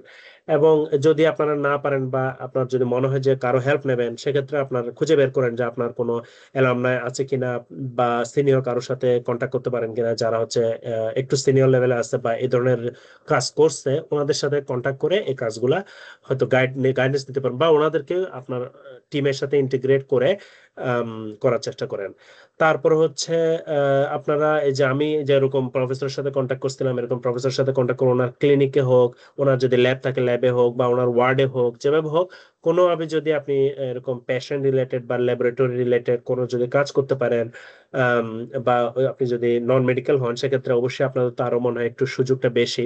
তো এরকম যদি কোনো সুযোগ তৈরি করতে পারেন, দেন আপনি ওখান থেকে ওই প্রজেক্টের মাধ্যমে বিভিন্ন স্কিল ডেভেলপ করবেন, সেটা খুবই খুবই খুবই খুবই ইম্পর্টেন্ট।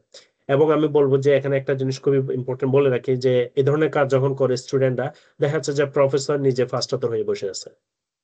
ঠিক আছে, এই ট্রেডিশনটা ভাঙতে হবে। আপনি প্রফেসর যখন আপনাকে গাইড করবে, যে স্টুডেন্ট আপনি একজন ট্রেনি, যখন ডাটা কালেকশন থেকে সবকিছু নিজে হাতে করতেছেন, প্রফেসর গাইড করতেছে আপনাকে, প্রফেসর হবে হচ্ছে লাস্ট অথর এবং করেসপন্ডিং অথর। আপনি যে ডাটাগুলো কালেক্ট করতেছেন, অ্যানালাইসিস করতেছেন, পেপার লিখতেছেন, আপনি হবেন হচ্ছে ফার্স্ট অথর বা সেকেন্ড অথর বা জয়েন্ট ফার্স্ট অথর এরকম। কিন্তু যিনি গাইড করতেছে আপনাকে, অ্যাডভাইজর, সিনিয়র, উনি হবে হচ্ছে লাস্ট অথর এবং করেসপন্ডিং অথর। তো এই তো। এবং আরেকটা জিনিস আমি বলতে চাই যে আসলে আহ, আহ, শুধুমাত্র পাবলিক হেলথ না বা ক্লিনিক্যাল ফিল্ড না, এই যে বললাম বায়োমেডিক্যাল সেক্টরে বিশাল একটা ইউনিভার্স আপনাদের জন্য অপেক্ষা করতেছে। জাস্ট একটু সাহস করেন, দেখবেন যে আপনার যদি ইন্টারেস্ট থাকে, ডেডিকেশন থাকে, এরকম ফিল্ডে আপনি আসতে পারবেন। আমি তার প্রমাণ। তো এই তো, এতটুকু পর্যন্তই ছিল। কারো কোনো যদি এখন শেষ মুহূর্তে কোনো কিছু যদি জানার থাকে, আমি অনেক কথা বলে ফেললাম, বক বক করতে বেশি পছন্দ করি আর কি।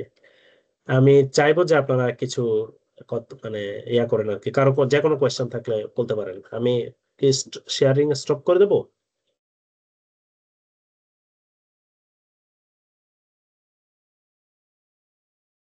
হ্যাঁ, থাকতে পারে, সমস্যা নেই। চ্যাট বক্সে একটা আচ্ছা। কোয়েশ্চেন ছিল, আপনি এর কিছুটা অ্যান্সার করে ফেলেছেন। যেমন হচ্ছে আচ্ছা। পাবলিকেশন নেসেসারি কিনা, অথবা যদি আচ্ছা। পাবলিকেশন না থাকে তাহলে মানে যদি সে তার ওন রিসার্চ মানে নিজে রিসার্চ করে প্রেজেন্ট করে ডেটা কালেকশন করে থাকে, তাহলে এগুলো সাফিসিয়েন্ট কিনা পিএইচডি স্কলারশিপের জন্য। আচ্ছা, খুবই খুবই ইম্পর্টেন্ট একটা পয়েন্ট। এবং এই কনসার্নটা আসলে অনেকেরই থাকে যে পাবলিকেশন ম্যান্ডেটরি কিনা। এখন এক্ষেত্রে আমি যেটা বলি, একটু আগে যেটা বললাম সেটা হচ্ছে, আপনি ধরেন ব্যাচেলর করছেন বা মাস্টার্স করছেন বা এমবিবিএস হলে আপনি মানে মেডিকেল ব্যাকগ্রাউন্ড হলে এমবিবিএস করছেন, এখন এরকম তো অনেক অ্যাপ্লিকেন্ট, তাই না? ওই প্রফেসরের কাছে প্রচুর ইমেল যাবে, ওই ইউনিভার্সিটিতে অনেকে অ্যাপ্লাই করবে। এখন আপনাকে কেন নেবে? তার মানে আপনার ইউনিক কিছু থাকতে হবে, তাই না? সেটা হতে পারে হচ্ছে আপনার সুপার এক্সেলেন্ট রেজাল্ট। এখন বিশেষ করে আপনি যদি মেডিকেল ব্যাকগ্রাউন্ডের হন, এখন যে আমাদের যে ইভ্যালুয়েশন হয় সেখানে আপনি সিজি পাবেন হচ্ছে 3.2 বা এরকম। তার মানে আপনি, এটা it's not a good sign.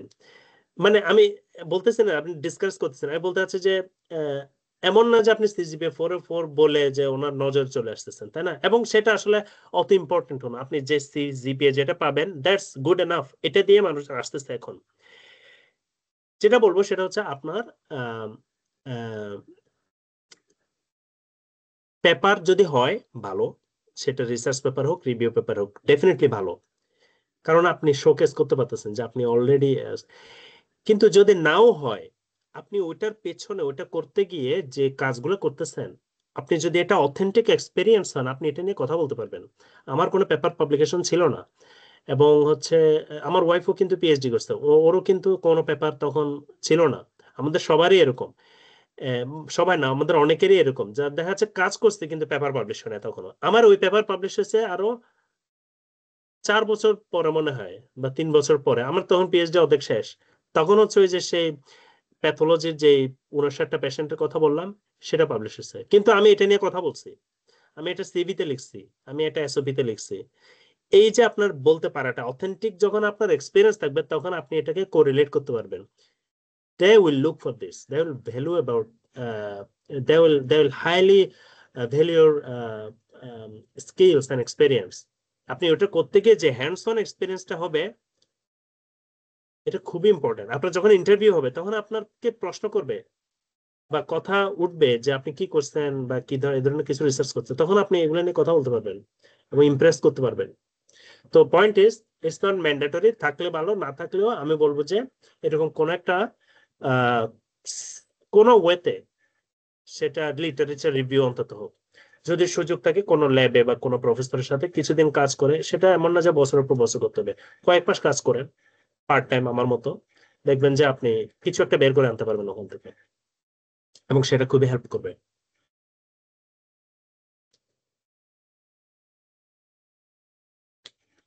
হুম, কিছু না কিছু কাজ করাটা ভাই খুবই ইম্পর্টেন্ট। আসলে দেখা যায় আমরা মেডিকেল ব্যাকগ্রাউন্ডে থাকতে থাকতে মানে পুরো 5 বছর এমবিবিএস এর জার্নি মিডিওকোর হিসেবে আমরা পার করে দিই। আমাদেরকে মানে পুরো সিস্টেমটাই রাখা হয় যে লাইক এনি হাউ 60% মার্ক তুলে আমাদেরকে পাস করতে হবে, জাস্ট পাস অর ফেল। মানে এর ভেতর থেকে যাই, দেখা যায় আমাদের ভেতরে, আমাদের মেডিকেল স্টুডেন্টদের ভেতরে ল্যাক অফ কনফিডেন্সটা অনেক বেশি। আমরা কিছু করার মানে মেডিকেল থেকে বের হয়ে যে কিছু করব, এই সাহসটা আমাদের হয়ে ওঠে না।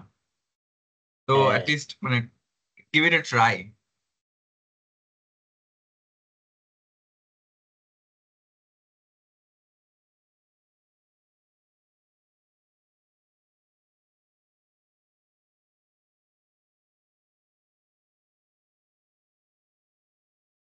আর কারো, আর কারো কোয়েশ্চেন, রিসার্চ নিয়ে কোনো কোয়েশ্চেন আছে কিনা, বা এই যে ক্যারিয়ার নিয়ে কোনো কোয়েশ্চেন আছে কিনা? দুইজন চ্যাট বক্সে জিজ্ঞেস টাইপ না করলেও করছেন। চ্যাট বক্সে, হ্যাঁ চ্যাট হ্যাঁ চ্যাট হ্যাঁ। বক্সে দেন, সমস্যা নাই। প্লিজ ফিল ফ্রি, মানে হচ্ছে আপনার যা কোয়েশ্চেন আছে করেন, এখানে কোনো মানে এই যে এই জিনিসটাও ভাঙতে হবে, কিন্তু জড়তাটা ভাঙতে হবে। আমি আমার কথা বলি, আমি যখন মেডিকেল স্টুডেন্ট ছিলাম শুরুর দিকে আর কি, ভয়ে কথা বলতাম না। হ্যাঁ, এই যে আইটেমে বললাম না বারবার রিএপিআর বলতে সাপ্লি খেতাম, ওটা হচ্ছে গিয়ে আমি ব্ল্যাঙ্ক হয়ে যেতাম। হ্যাঁ, স্যার একবার কোন একটা টার্ম বা কার্ড পরীক্ষায় আমাকে জিজ্ঞেস করছে যে গ্লাইকোলাইসিস এর স্টেপস বলো, আমি সুন্দর করে খুব লাফায় বলা শুরু করছি। হ্যাঁ, বলতে গিয়ে একটা স্টেপ বলার পরে সফল করে ফেলছি। তারপরে আমাকে বকা দিয়ে বের করে দিছে। তো আম, আরেকটা হচ্ছে যে কথা বলতে গেলে মুখ কান গরম হয়ে যায়। হ্যাঁ, এটা ছিল আর কি আগে। এখন আমার মুখ মানে কথা বলা শুরু করলে আর বন্ধ হয় না। তা আমি বলতে চাচ্ছি যে জড়তাটা ভাঙতে হবে। আপনি যা কোয়েশ্চেন আছেন, যা কোয়েশ্চেন আছে জিজ্ঞেস করেন, কোনো সমস্যা নেই। হ্যাঁ ভাই, আকিব, হচ্ছে একটা কোশ্চেন ছিল। ধরেন আমাদের, জি। মানে আমাদের প্রেক্ষাপটে তো অনেকের হচ্ছে চিন্তা থাকে কি ইন্টার্নশিপের পরপরে হয়তো অনেকে এফসিপিএস বা এমডি এভাবে চলে যায়। তো অনেকে চাই যে গ্যাপটা না দেওয়ার জন্য আর কি। তো অনেকে চাই ধরুন ইন্টার্নশিপের পরপরে হয়তো অনেকে চাই পিএইচডি তে যাওয়ার, মানে গ্যাপটা দিতে চান। তো ওইটার ক্ষেত্রে আমাদের কিভাবে প্ল্যানিংটা নেওয়া দরকার, এবং ইন্টার্নশিপে তখন আমাদের কি করা দরকার, যে আমার ট্রেনিং এর পাশাপাশি আমি যদি ইন্টার্নশিপে ওইভাবে নিজেকে প্রিপেয়ার করলে ইন্টার্নশিপের পরপরে আমি পিএইচডির জন্য নিজেকে ক্যাপেবল করতে পারি অথবা ওভাবে যেতে পারি। হুম, ভেরি গুড। অ্যাকচুয়ালি আমি বলবো যে যত আর্লি আসা যায় তত ভালো এবং তত বেটার। এটার কারণ হচ্ছে, একটা পর্যায়ে গিয়ে আপনি চিন্তা করেন, ধরেন আপনার পিএইচডি এমবিবিএস শেষ হলো, 5 বছর 10 বছর হয়ে গেল, স্টিল ইউ ক্যান কাম। আমি কিছুদিন আগে একটা আপুর ভিডিও, একটা আপুর সাথে কনভারসেশনের ভিডিও শেয়ার করছিলাম, মনে হচ্ছে প্রায় 9-10 বছর পরে আসছে পিএইচডি করতে। It is possible. বাট আমি যেটা বলতে চাই সেটা হচ্ছে, একদম ফ্রেশ গ্রাজুয়েট হিসেবে যেই ধকলটা আপনি নিতে পারবেন, তাই না? ফাইন্যান্সিয়াল ধকল থেকে শুরু করে আপনার পড়াশোনার চাপ থেকে শুরু করে, যেভাবে আপনি ধকলটা নিতে পারবেন, সেটা কিন্তু আপনি আহ, বাচ্চা টাচ্চা যখন হয়ে যাবে একটু ডিফিকাল্ট হয়ে যায়, তাই না? তখন তখন এই এত রেসপন্সিবিলিটি চলে আসে, একটা সমস্যা। তো এই পয়েন্টটা আসলে খুবই দারুণ যে আমি ইন্টারনেট পর পরে গ্যাপ না দিয়ে কিভাবে চলে আসতে পারি। তো সেটার জন্য আমার মনে হয় যে, যেটা বললাম, যে আপনার সিভিটাকে ওভাবে এনরিচ করতে হবে। এনরিচ করার জন্য সেক্ষেত্রে আপনাকে একটু মেডিকেল স্টুডেন্ট থাকা অবস্থাতে শুরু করতে হবে। আপনি তো ওয়ার্ডে যাচ্ছেনই, তাই না? আপনার ক্লিনিক্যাল রোটেশন আছে না? তো আপনি একটু করে সপ্তাহে 2-1 দিন একটু সময় দেন কোনো একটা স্যারের কাছে বা কোনো একটা ওয়ার্ডে। দেখবেন যে কোনো না কোনো স্যারকে পাবেন যারা হচ্ছে আপনাকে আম, কোনো একটা প্রজেক্টে নেবে। যেমন ধরেন ইয়াও হতে পারে, এই যে এফসিপিএস বা এমডির এমডিএমএস এর থিসিস করে না, যারা এমডি এফসিপিএস এমডিএমএস এর স্টুডেন্ট আছে, ওনারা থিসিস করতেছে, তো ওনাদের প্রজেক্ট চালাতে হচ্ছে না? তো ওখানেও দেখা যাচ্ছে আপনি ভলান্টারিলি ওনাকে হেল্প করতে পারেন, তাই না? এটা একটা জাস্ট বিগিনিং লেভেলে আমি বলতেছি আর কি। তারপর হতে পারে হচ্ছে আপনি সবচেয়ে ভালো হচ্ছে যে যদি কোনো প্রফেসরের সাথে কাজ করতে পারেন। বিশেষ করে আমি বলবো যে যারা একটু জুনিয়র লেভেলের প্রফেসর আছে, assistant professor, as a professor বা অ্যাসিস্ট্যান্ট প্রফেসর বলি, ওনাদের তো একটু প্রমোশনও দরকার, তাই না? ওনাদের তো পেপার টেপার দরকার। তো ওনাদের সাথে কাজ করার হয়তো একটু সুযোগ বেশি হতে পারে, কারণ হচ্ছে ওনাদের প্রমোশন পাইতে হলে কিছু পেপার লাগে। তো আপনি যদি ওনাদের সাথে একটু কন্ট্যাক্ট করেন এবং যদি খোঁজ নিতে পারেন যে ওনাদের কোনো প্রজেক্ট আছে কিনা, বা স্যার নতুন করে কোনো প্রজেক্ট শুরু করতে চায় কিনা, আপনি হেল্প করবেন। মানে প্রজেক্ট থাকতে পারে, সেখানে আপনি ঢুকে গেলেন, এটা একটা। আর হচ্ছে আপনি বললেন যে স্যার আমি কাজ করতে চাই, আপনি আমাকে একটু গাইড করলে হবে। হ্যাঁ, আমি হেল্প করতে চাই। একা যাওয়ার দরকার নাই, একা হলে তো আপনি আসলে একা এরকম ডিল করা ডিফিকাল্ট। আপনি ধরেন 2-3 জনের রিয়েলি ইন্টারেস্টেড পার্সন নিয়ে 2-3 জন মিলে একটা গ্রুপ করেন, বলেন যে স্যার আমরা একটা কাজ করতে চাই, একটা প্রজেক্ট করতে চাই। তো এটার জন্য না আপনি 4th ইয়ার বা 5th ইয়ারে এটা করতে পারেন।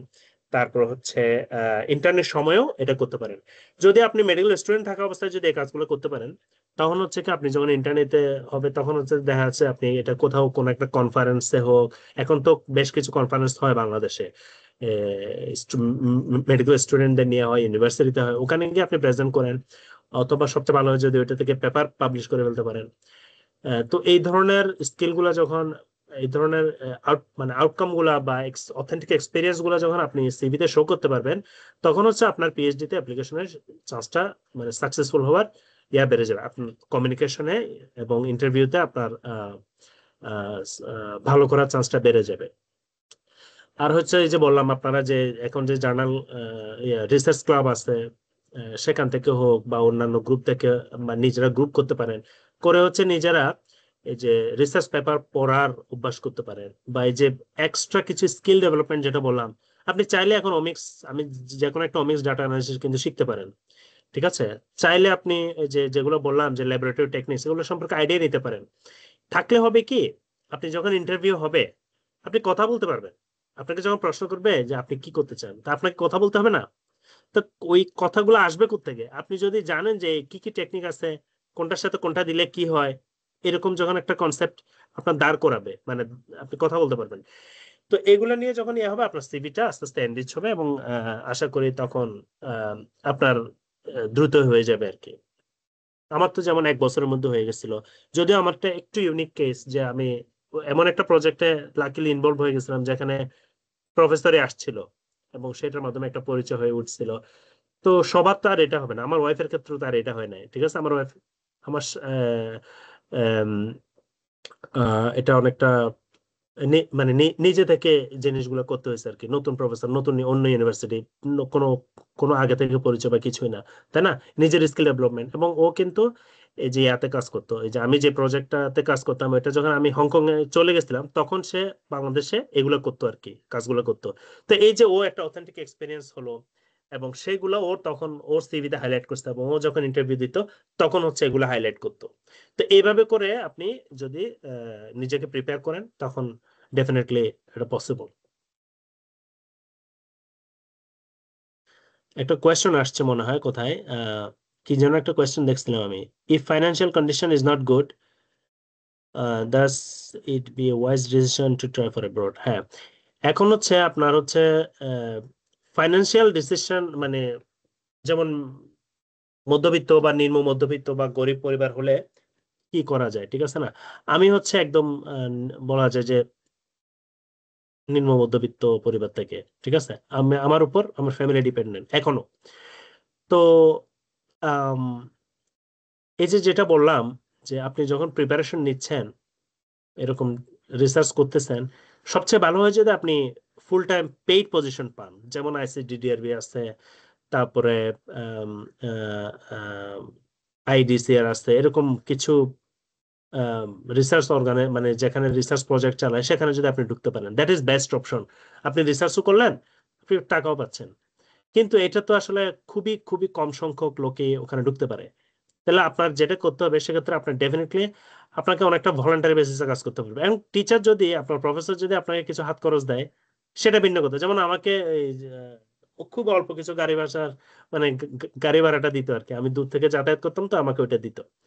তো এটা না দিলেও, আমি এটা চাই নাই, মানে এটা আমি যে আমি চাইছি সেটা না, এটা না দিলেও হয়তো। তো স্যারেরা অনেক সময় এটা আপনাকে হেল্প করতেও পারে, নাও করতে পারে।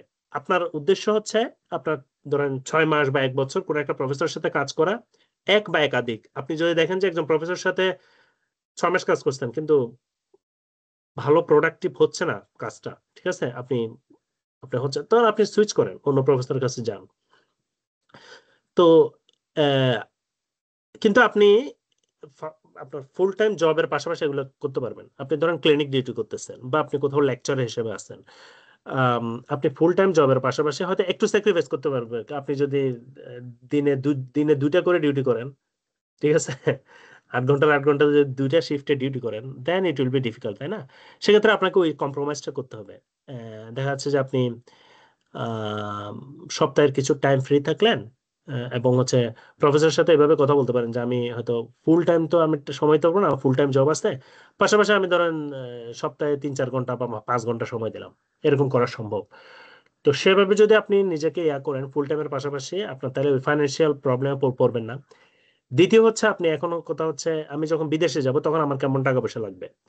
তো এটা হচ্ছে আপনার ইউজুয়ালি যেটা মাস্টার্স চেয়ে পিএইচডি তে ফান্ডিং এর অপরচুনিটিটা বেশি। তো পিএইচডি তে যখন আপনি এডমিশন নেবেন, মোস্ট অফ দ্য টাইম এটা ফান্ডেড হয়। কিছু ক্ষেত্রে হয়তো ফান্ডিং না হইতে পারে, এবং সেক্ষেত্রে আমি অ্যাডভাইস করবো না। আপনি ফান্ডিং ছাড়া কেনই আসবেন এখানে, তাই না? গাধার মতো খাটতে পারবেন, এটা এটা অসম্ভব। মানে আপনার কোটিপতি না হলে এটা, এই পদ পায় দেওয়া অসম্ভব। আপনি যেটা করতে পারেন সেটা হচ্ছে এই যে আপনাকে অবশ্যই অ্যাটলিস্ট মানে ফুল ফান্ডেড স্কলারশিপ যেন পান, সেটা মানে সেই এইমে থাকতে হবে। হয়তো একটু কম এদিক ওদিক হতে পারে, কিন্তু ওইটা হচ্ছে আপনার গোল। তো এখানে টিউশন ফি ওয়েবার পাবেন, অর্থাৎ আপনাকে টিউশন ফি পে করতে হবে না। বরং আপনি কিছু স্কলারশিপ পাবেন, যেটা দিয়ে আপনি এবং আপনার ফ্যামিলি মোটামুটি চালু যেতে পারবেন। এবং যদি ফুল ফান্ডেড স্কলারশিপ হয়, আমার এক্সপেরিয়েন্স হচ্ছে, এবং আমি যাদের সাথে কথা বলছি এক্সপেরিয়েন্স হচ্ছে, নিজে সেভ করে সে কিছু টাকা বাংলাদেশেও বা আপনি সেভও করতে পারবেন, মানে নিজে চলার পরে এবং নিজের ফ্যামিলি চলার পরে, এটাও সম্ভব। ডিপেন্ড করে অবশ্যই, এটা পার্সন টু পার্সন ভ্যারি করে, বাট এটা সম্ভব, আমি এটা বলতে চাচ্ছি। তো শুরুর দিকে আপনার কিছু টাকা পয়সা খরচ হবে, যেমন ইউনিভার্সিটি গুলোতে অ্যাপ্লাই করতে আপনার কিছু টাকা পয়সা খরচ হবে। কিছু জায়গায় ওয়েব, মানে আপনি ফ্রিতে অ্যাপ্লিকেশন করতে পারবেন। যেমন আপনার প্রফেসর আপনাকে খুব পছন্দ করছে, প্রফেসর চাইলে কিন্তু আপনার বলবে যে আপনার মানে ইউনিভার্সিটিতে বলে দিতে পারে যে আমি অ্যাপ্লিকেন্টটার থেকে কোনো টাকা পয়সা নেওয়ার দরকার নাই, এটাও করে দিতে পারে। তো ওরকম কিছু টাকা খরচ হবে, বাট আমার মনে হয় যদি আপনি মেডিকেল ব্যাকগ্রাউন্ড থেকে হন, আপনি এটা ম্যানেজ করতে পারবেন। আপনার যদি ফ্যামিলি ব্যাকআপ নাও থাকে, আপনি যখন জব করতেছেন, ঠিক আছে, ওইটার পাশাপাশি এটা আমি বলবো যে ম্যানেজেবল, হয়তো জাস্ট কয়েক লক্ষ টাকার ব্যাপার, মেবি এটা সম্ভব। এবং আমি বলবো যে পিএইচডি চলাকালীন সময় আপনি কি অনেক টাকা পয়সা ইনকাম করে ফেলবেন, ব্যাপারটা তা না। আপনি রিসার্চ শিখতেছেন, আপনি একজন স্টুডেন্ট, এটা মাথায় রাখতে হবে। তবে এটা ঠিক যে আপনি মানে কমফোর্টেবলি চলতে পারবেন আর কি। আমি যদি কম্পেয়ার করি, ধরেন আপনি, ধরেন আপনার ফাইন্যান্সিয়াল ব্যাকআপ ভালো না, কথার কথা, আপনি বাংলাদেশে একজন ধরেন রেসিডেন্ট, এফসিপিএস ট্রেনি, বা আমি অনারারির কথা বলতেছি না, আপনি এফসিপিএস ট্রেনি, 20,000 টাকা না কত হাজার টাকা এখন স্যালারি দিয়ে ওটা পাচ্ছেন। তো আপনি যেই যে স্ট্রাগল বা যে স্ট্রেসের মধ্যে থাকবেন, আমি বলবো যে আপনি পিএইচডি চলাকালীন সময়ে আপনি ফাইন্যান্সিয়ালি আপনি যদি ফুল ফান্ডেড স্কলারশিপ নিয়ে আসতে পারেন, আমি বলবো যে আপনি আরেকটু রিল্যাক্সে থাকতে পারবেন। That's what I can say. আমি বুঝাতে পারছি কিনা জানি না, ওই প্রশ্নটা অ্যান্সার দিচ্ছি যে এটা গুড ডিসিশন কিনা। আমার মনে হয় যে আমি যদি বাংলাদেশে থাকতাম, আমি যে যে পিএইচডি করলাম, পোস্ট করতেছে, আমি যদি বাংলাদেশে বরং এই যে এমডিএমএস করতাম বা এফসিপিএস করতাম এতদিনে, ঠিক আছে, আমার পক্ষে আমি ফ্যামিলি চালাতে পারতাম না। দ্যাটস একদম plain simple, as simple as that. আমি পিএইচডি করছি বলেই আমি ফাইন্যান্সিয়ালি আমার এখানে মানে যেখানে পিএইচডি করতে সেখানে আমার বাচ্চা বাচ্চা সবাই মিলে আমি বাংলাদেশেও আমার ফ্যামিলি চালাইছি, হ্যাঁ, এখনো চালাচ্ছি। আমি যদি ইয়া হতাম, যে বাংলাদেশে কোন একটা রেসিডেন্ট হতাম, এমনকি বিসিএস জব নিয়েও আমার মনে হয় না আমি পারতাম। আসলে আমার যে পরিমাণ বাংলাদেশের খরচ আর কি, এটা আমি মনে হয় না সামাল দিতে পারতাম, আনলেস আমি যে প্রাইভেট চেম্বার বা এগুলো যদি না করি। ইউজুয়াল যে নর্মাল স্যালারি আমরা যেটা পাচ্ছি, যে রেসিডেন্ট স্যালারি অথবা বিসিএস জব থেকে ইটসেলফ, এটা দিয়ে সম্ভব না। আমি ওইটার সাথে কম্পেয়ার করলে আমি বলবো যে আমি আমি এদিকে একটু জোর দেবো আর কি, যে মেবি একটু বেটার সিচুয়েশনে থাকবেন।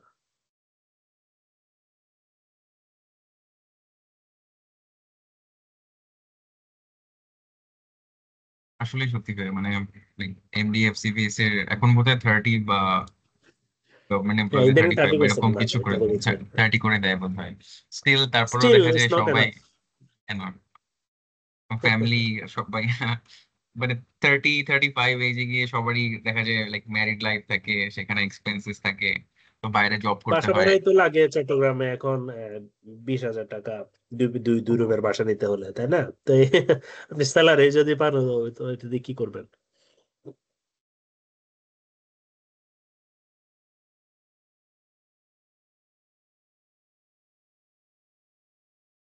আর কারো কোনো কোয়েশ্চেন? আর যদি কেউ আমি আমার ইমেলটা লিখে দিচ্ছি, যদি কারো কোনো কখনো কোনো ইয়াতে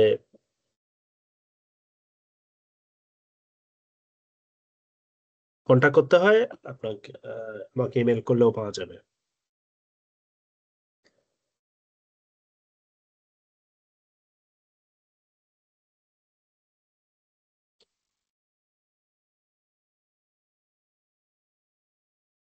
আর কারো কোনো কোয়েশ্চেন থাকলে ফিল ফ্রি টু আস্ক।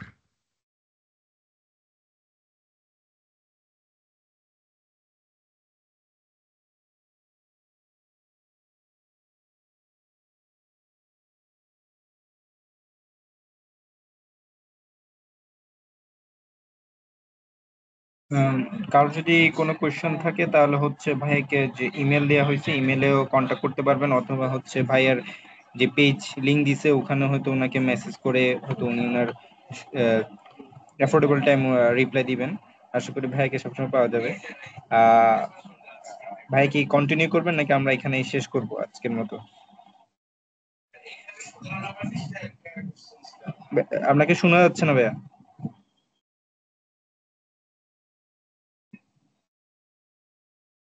শোনা যাচ্ছে এখন? হ্যাঁ, এখন শোনা হ্যাঁ, যাচ্ছে।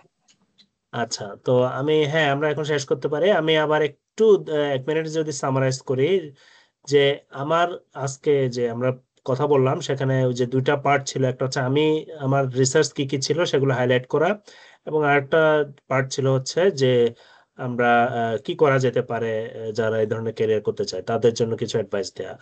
তো ফার্স্ট পার্টে যেটা, এটা আমি জানি না, এটা হয়তো অনেকের কাছে কারো যদি মনে হয় যে এটা বোস্টিং বা এরকম কিছু, it was not like that. It was to show that from medical background without any experience, hands on experience, এই ধরনের কাজ করা সম্ভব, সাহসের দরকার। এটা হচ্ছে মেইন জিনিস, করা সম্ভব। এবং হচ্ছে যদি যারা রিসার্চে ক্যারিয়ার করতে চায় তাহলে তারা, টুমরো ইজ টু লেট, হ্যাঁ, start from today, talk to your professor, যে কারোর সাথে কাজ করার সুযোগ ক্রিয়েট করেন। কোন দিক দিয়ে সুযোগ চলে আসবে আপনি বুঝতে পারবেন না। তো এটা হচ্ছে আমার অ্যাডভাইস, এবং আমার সবার জন্য শুভকামনা থাকবে আর কি। দেখুন, যে কোনো হেল্প, যে কোনো অ্যাডভাইস, যে কোনো problem, just email me. Thank you ভাই, ঠিক আছে থ্যাংক তাহলে। You so much. Okay, bye bye. Okay ভাই, বাই।